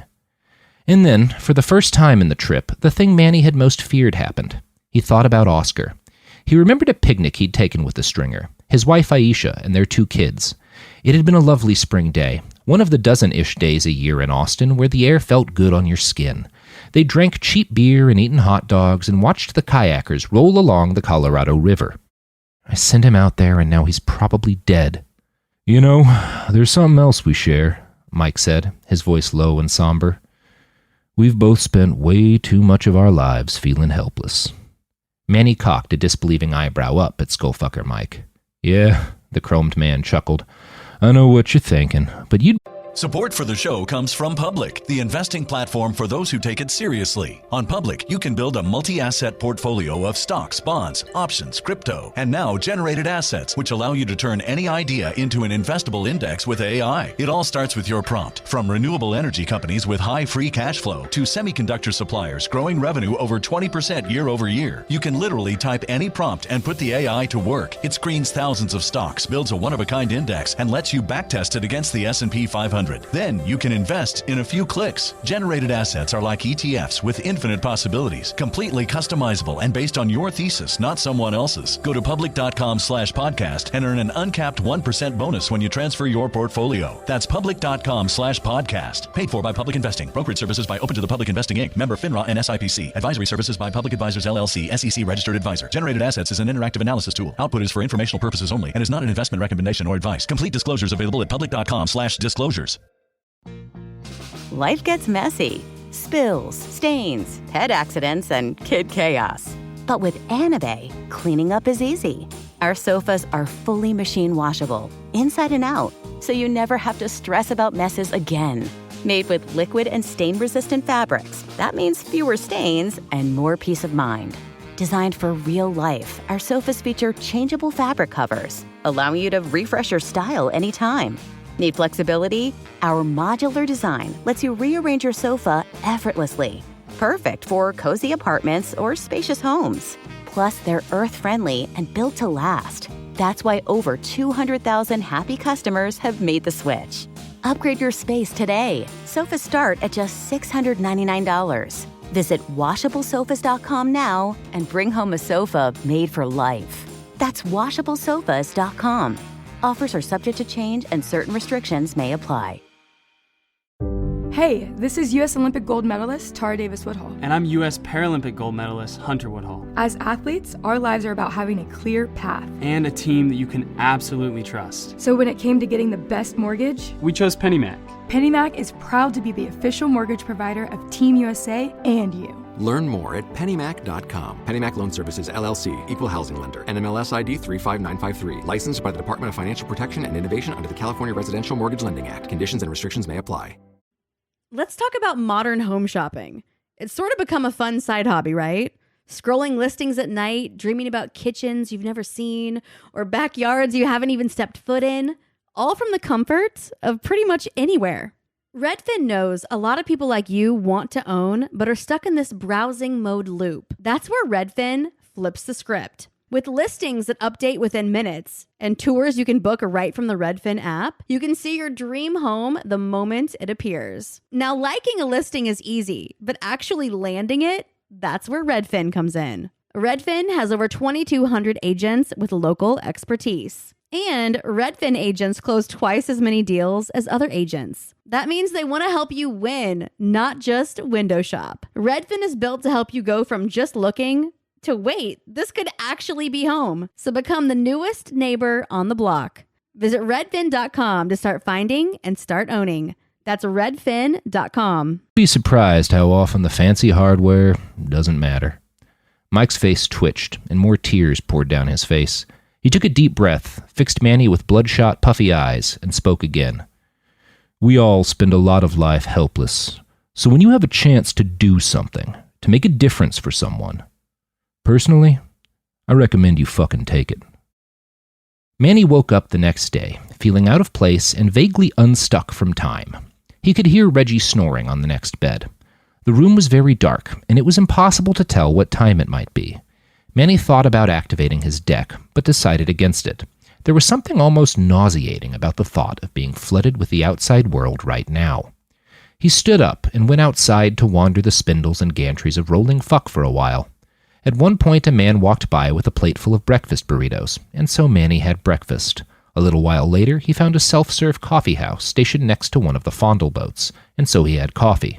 He was just starting to think about turning on his deck and welcoming in the world when Donald Ferris found him. Manny, my boy, I hope your acid hangover's not too bad. Manny shrugged. I actually feel all right. It was good. It helped me sort some things out. The older man smiled. I'm genuinely happy to hear that. There's nothing like a head full of acid to help you see what's important. Now, listen, I hate to interrupt your morning, but there have been some developments. Nana Yazi and I need to talk to you. Manny went with him, back down into the main roller and that weird conference room where they'd met on his first day in the city. There were more people there now. Nana Yazi sat in the same spot at the end of the table. Reggie was there, fiddling with one of his screens. Skullfucker Mike sat next to him. And then, at the other end of the table, was a large black dude Manny had never seen before. He was muscular, but in the lean, wiry way of a construction worker or a particularly swole hobo. He had a long, gaunt face with prominent cheekbones and an oft-broken nose. His hands were big. There was something menacing about them. But his face was the least threatening thing in the world. His eyes were lidded, half-focused and dreamy. His jaw was just a little slack. He had short hair, stubble really, and a patchy 6-day beard. He looked stoned. Welcome, Manny, said Nana Yazi. She gestured towards the big man. This is Roland. If you choose to help us rescue your people, he'll be your escort into the Heavenly Kingdom. And your escape plan. Donald shut the door behind them, walked around to the other side of the table, and sat down next to Nana Yazi. "We've tried to give you time and space on this," he said, "but I'm afraid both of those things are running out. All our intelligence suggests the Heavenly Kingdom is very close to another all-out assault. They'll move on Waco in 4 or 5 days. They could be outside of Austin in a week's time. You are free to make whatever call you want. Our offer to fly you to Austin still stands, mijo," said Nanayazi, "but I am afraid we need you to make a decision now." "I'll do it," Manny said. Almost everyone looked surprised. Donald coughed. Nanayazi's eyes went wide. Reggie did a double take. Skullfucker Mike just smiled and nodded at Manny. Roland didn't look as if he'd been affected in any way. In fact, Manny was pretty sure he was drumming along to some music only he could hear. It might have been Ronnie James Dio's Holy Diver.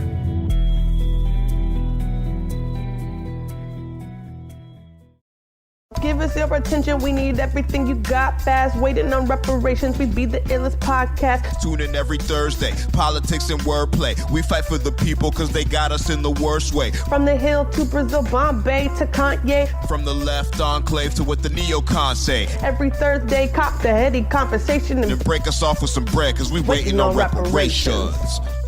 Listen to Waiting on Reparations on the iHeartRadio app, Apple Podcasts, or wherever you get your podcasts. Raffi is the voice of some of the happiest songs of our generation. Baby Beluga. So, who is the man behind Baby Beluga? Every human being wants to feel respected.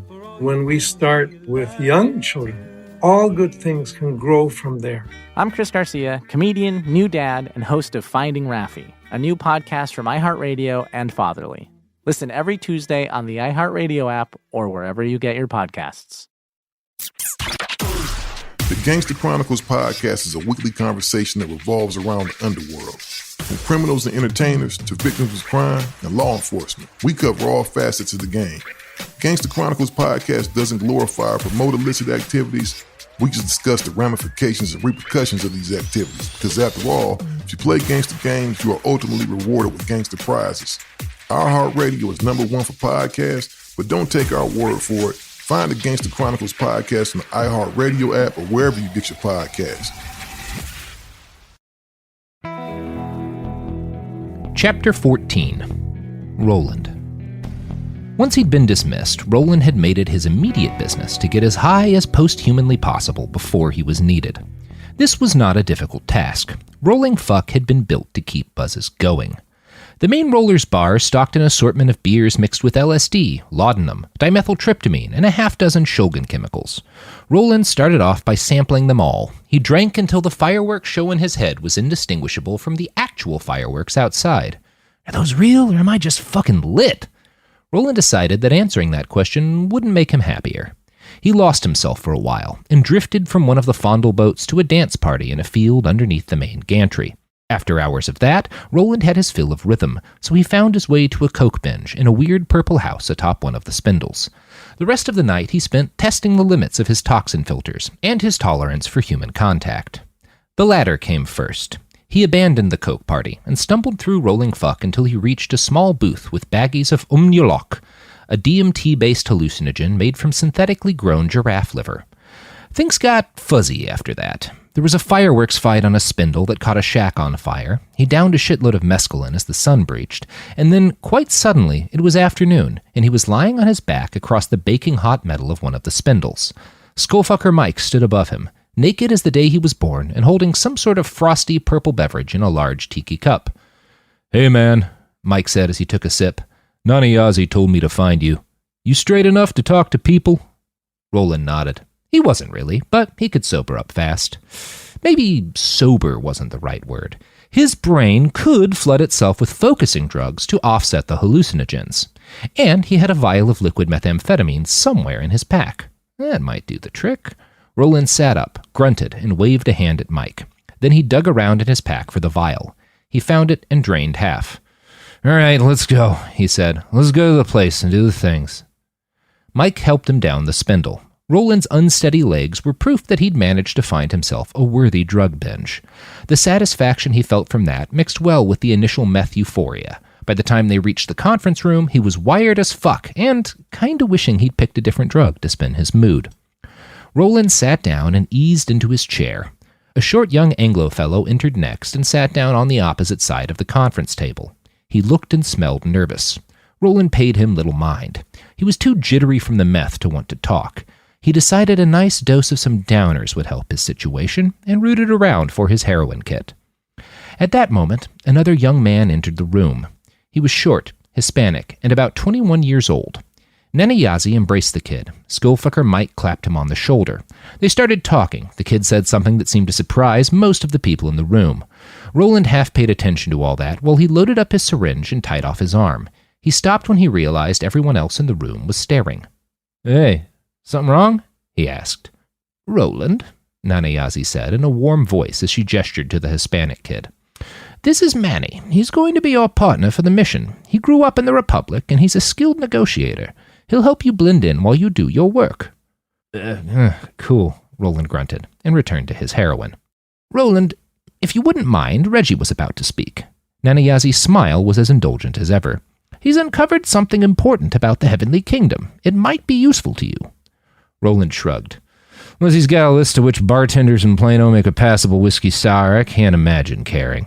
But if you let me finish this," he jiggled the syringe in the air, "I might be able to at least pay attention. Right now, I'm way too methed out to focus."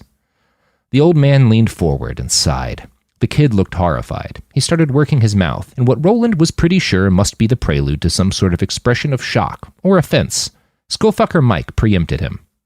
"Let Roland shoot up. Trust me, drugs aren't going to make him any more or less effective here." Roland grinned. Skullfucker Mike clearly knew him, even if he could only sort of remember Skullfucker Mike. He went back to tying off his arm and shooting up while the younger Brit stumbled into the start of his speech.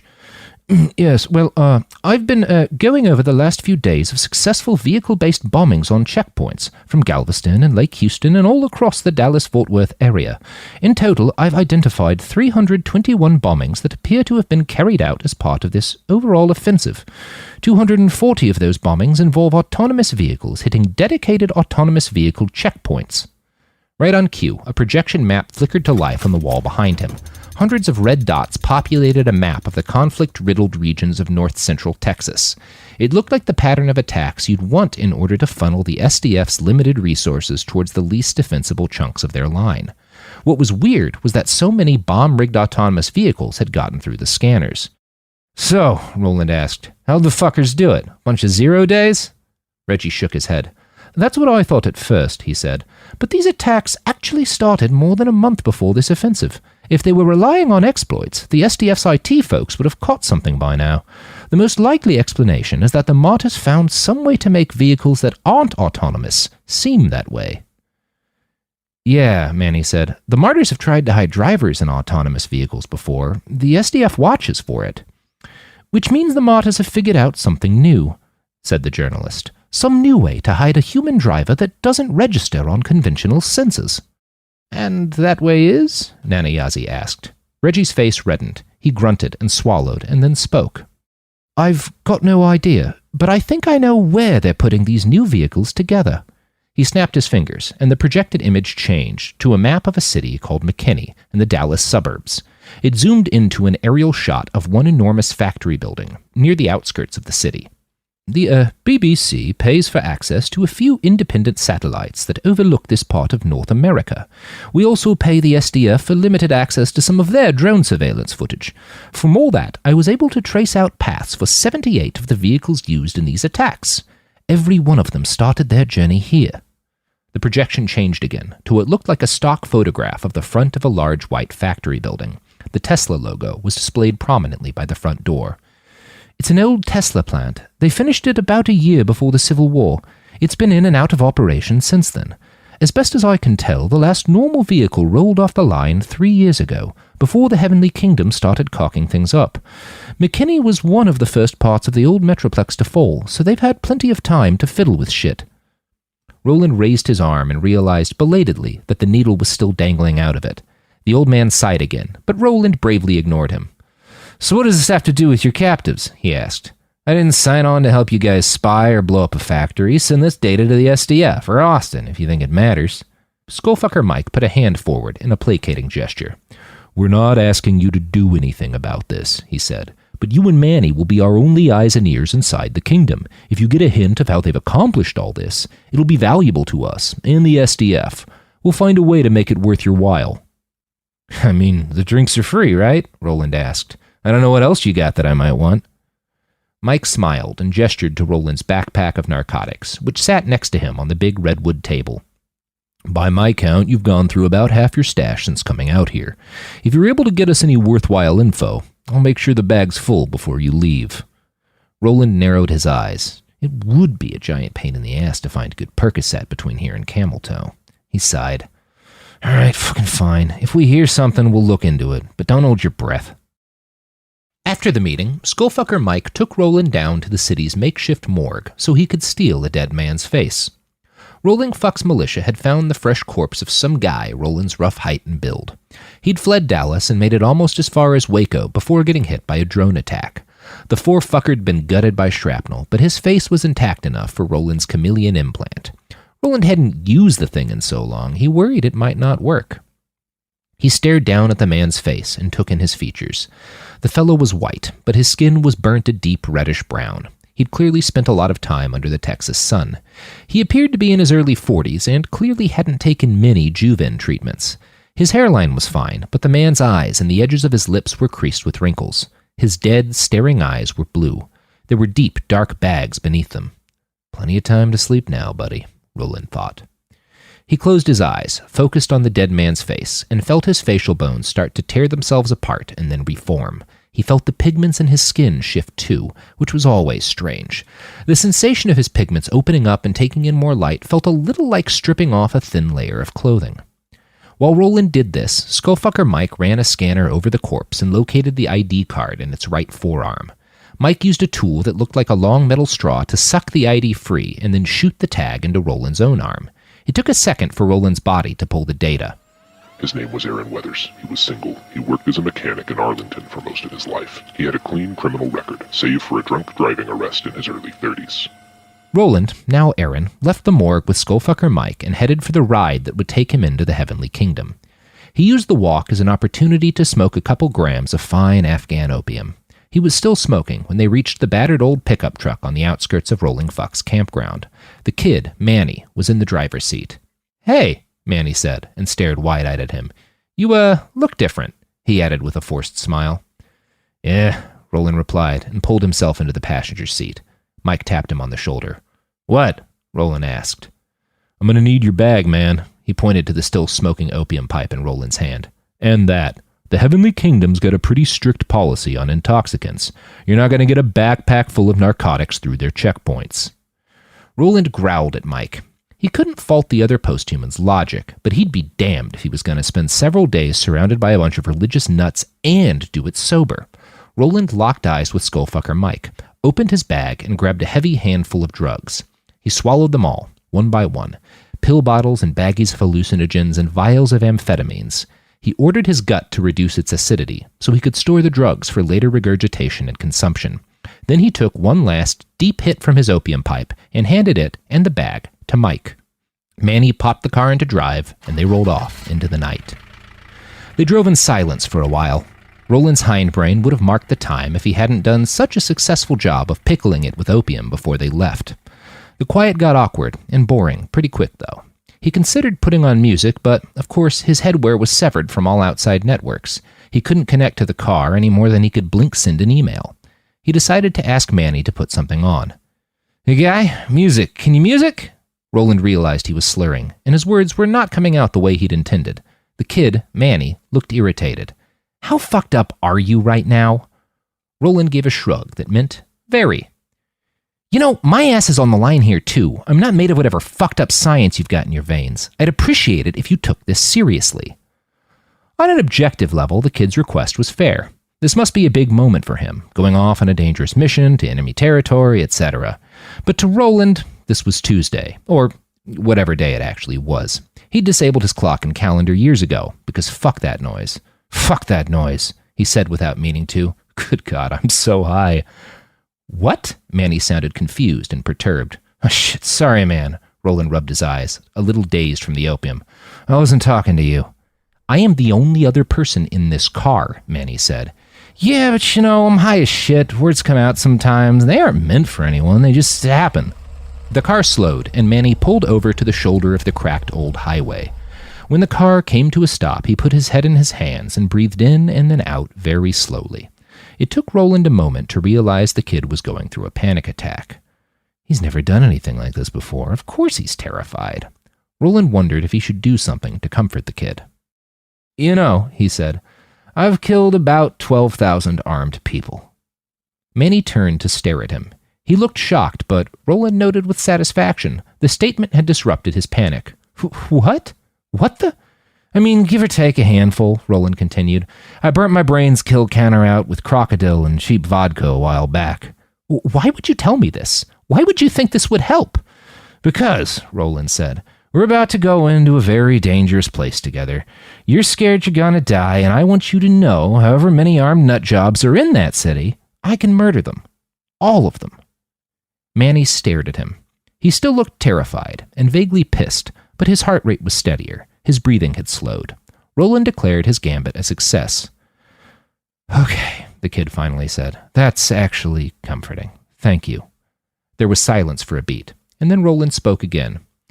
That all said, I'd prefer not to kill anyone. I'd really prefer that. I was on a pretty good no-murder streak until a couple days back. I'm trying to stay on the wagon, so, talk well. Be a good face man. This'll all be easier if I don't have to commit murder. Manny looked a bit nervous again, but he popped the car into drive and rolled back onto the highway. I'll do my best, he said. They were an hour outside of Dallas when they hit the first checkpoint, and the Kingdom's guards ordered them out of the truck. Roland stepped out with his hands up. Manny'd done the same. The guards scanned them, verified their status as Republic citizens, and then the questioning started. What brings you to the Heavenly Kingdom? Their leader, a fat man with a Kalashnikov, asked Manny. We heard about the amnesty, Manny replied, and we thought it sounded good. We want to live under the rule of God. The fat man grunted. So you're both good, God-fearing men, then? Yes, sir, Manny nodded. Of course, and praise be to God for all the victories you've won here. The fat man sniffed at the air and looked over to his partner. I'm not wild about another in here. Hanson, you think we need any more Mexicans? Hanson shrugged. Orders say the faithful are all welcome. Yeah, the fat guy continued, if they're faithful. He looked back to Manny. Why'd it take a couple of devout men like yourselves so long to make a break for the Heavenly Kingdom? We've been at this fight for a while, you know. We were scared, and we weren't sure what to believe. What you're supposed to believe is the word of God, the man snarled, and that's as clear as day to everyone who lives inside the kingdom. He looked back at his men and smiled an evil, wolfy grin. Hanson, Malloy, I think we might need to question these two more intensively. Radio command, and... That was the last thing the fat man said. Probably ever.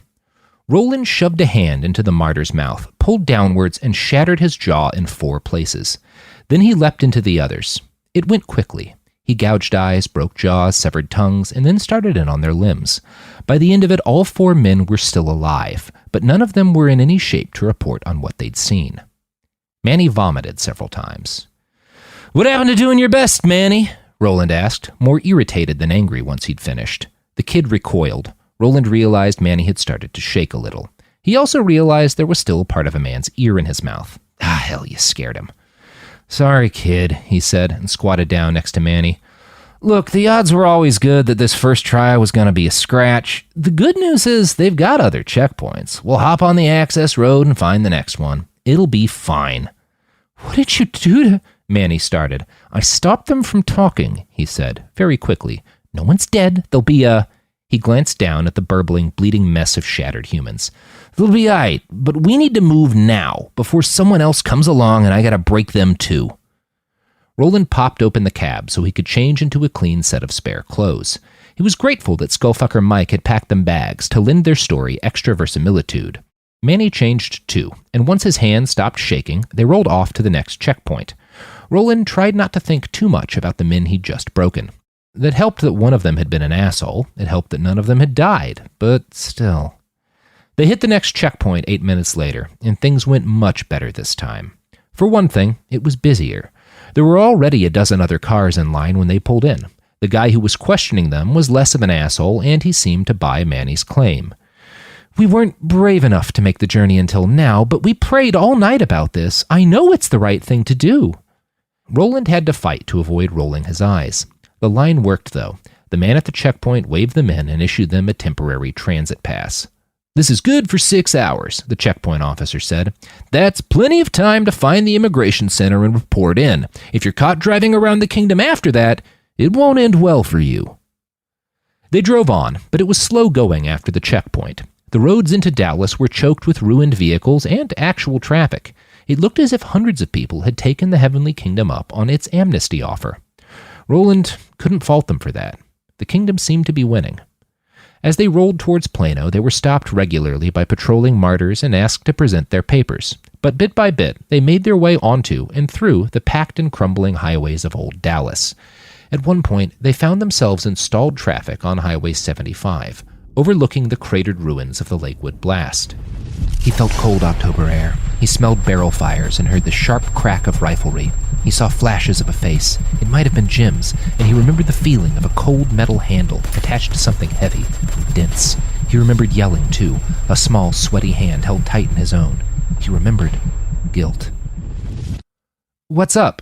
Manny asked. He looked over at Roland, and his eyes widened. "Dude, you're shaking. Don't tell me you're flipping out now. We're way too deep in this thing."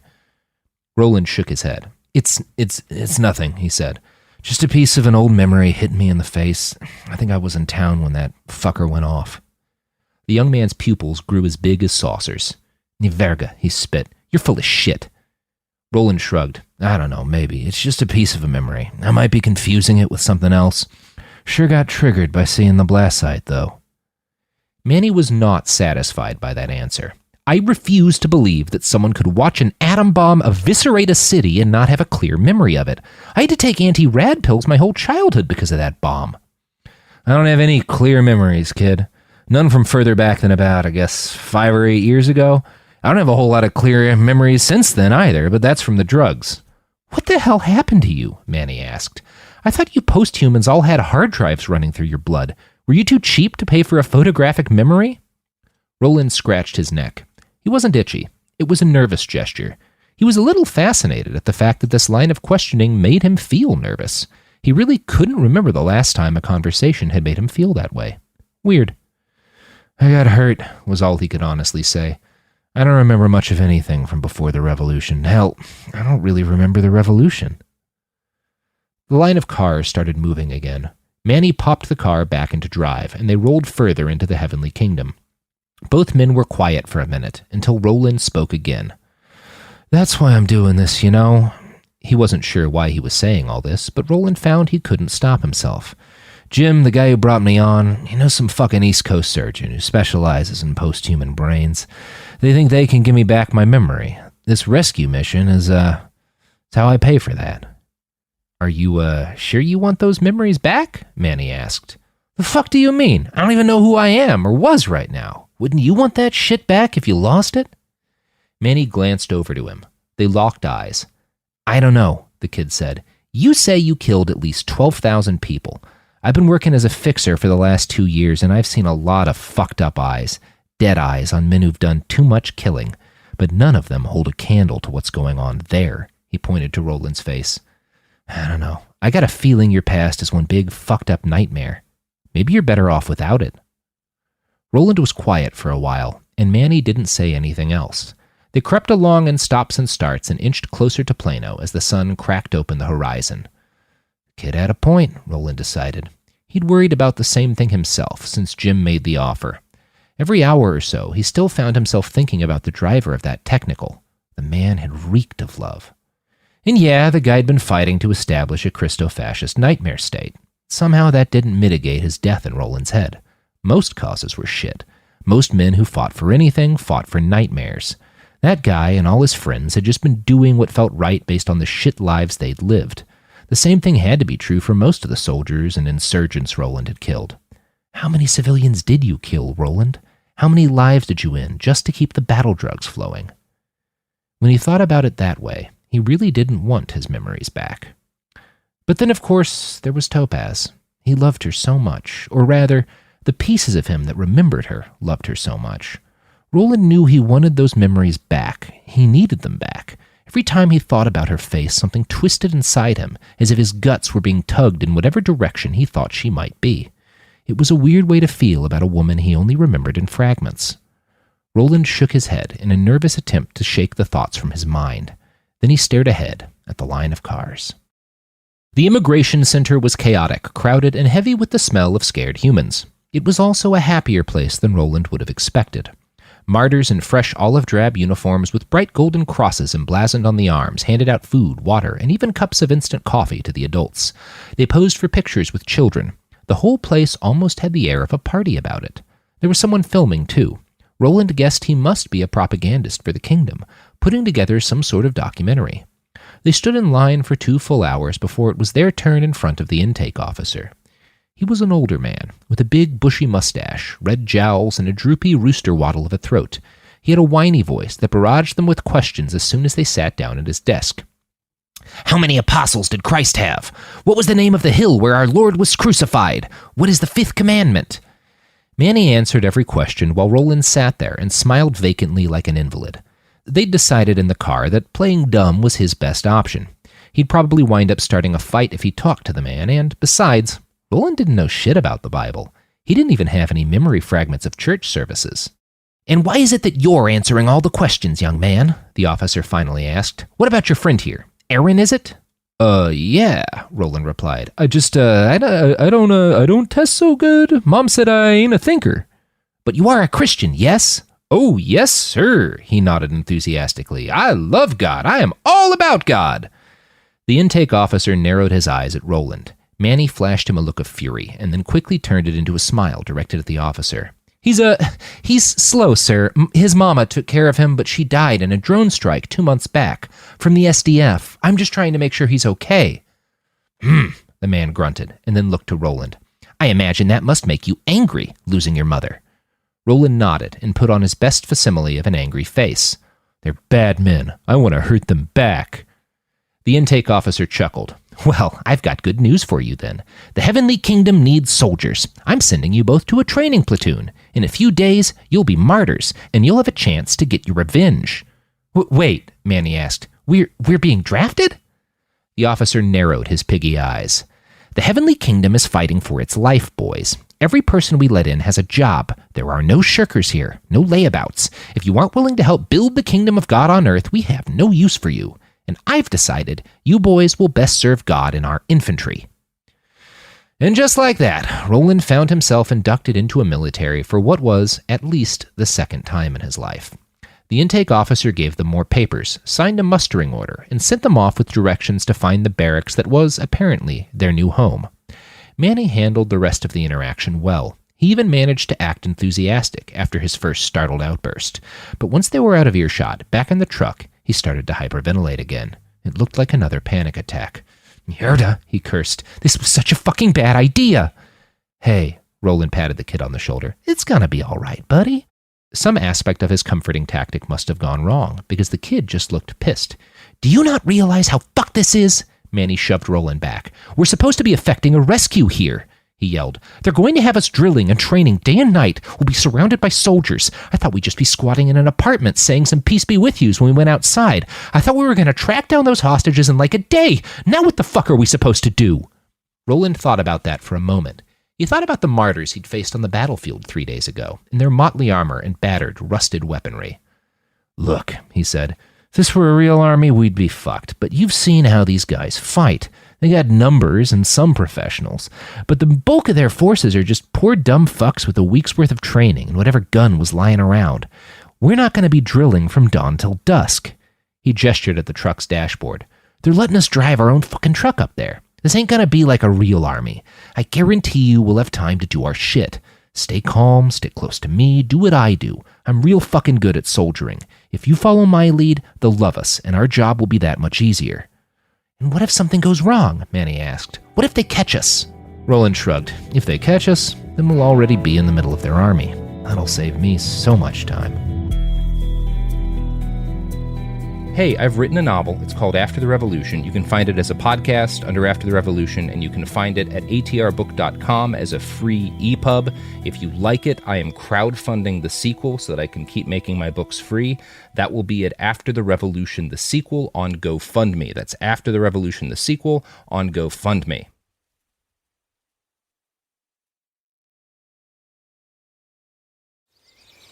Look through your children's eyes, and you will discover the true magic of a forest.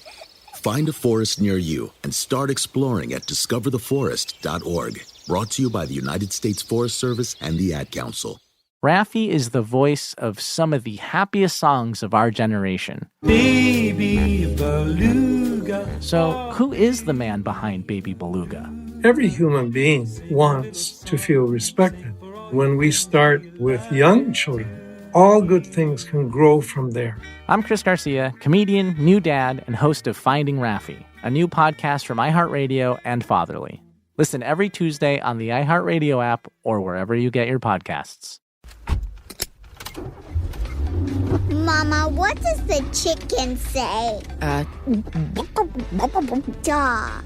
Cat. Giraffe. Giraffe, really? Giraffe.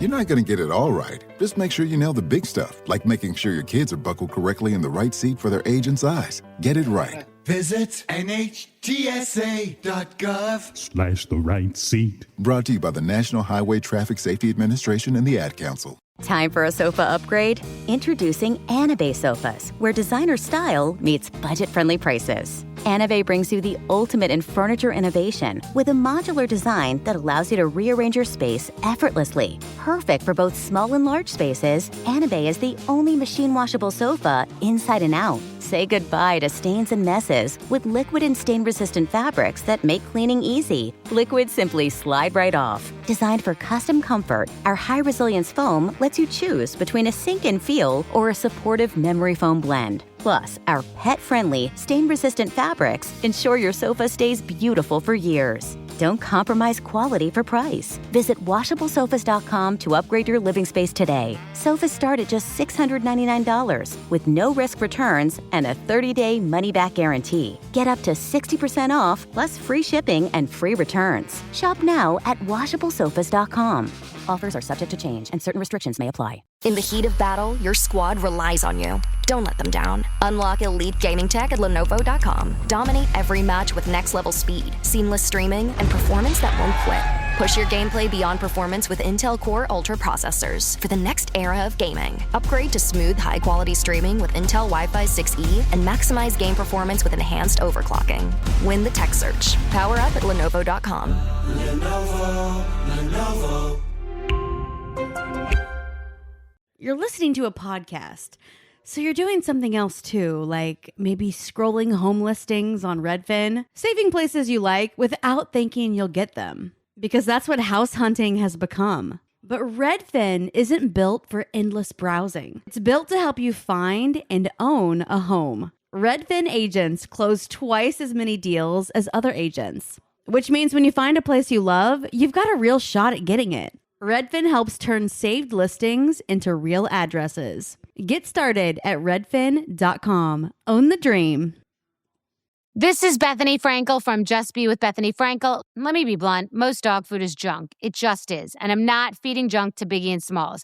That is why they eat Just Food for Dogs. It's real, 100% human-grade food with ingredients I actually recognize, not mystery pellets pretending to be healthy. And once I switched, the difference was obvious. Better digestion, better skin, more energy, dogs who actually feel good instead of just surviving dinner. Here's the thing. You care about quality. You make an intentional choice to be healthy. So why are you gambling with your dog's health? So let's think about our furry babies. Go to justfoodfordogs.com right now and get 50% off your first box. No code, just try it. Because once you see the difference, you're not going back. This is an iHeart podcast.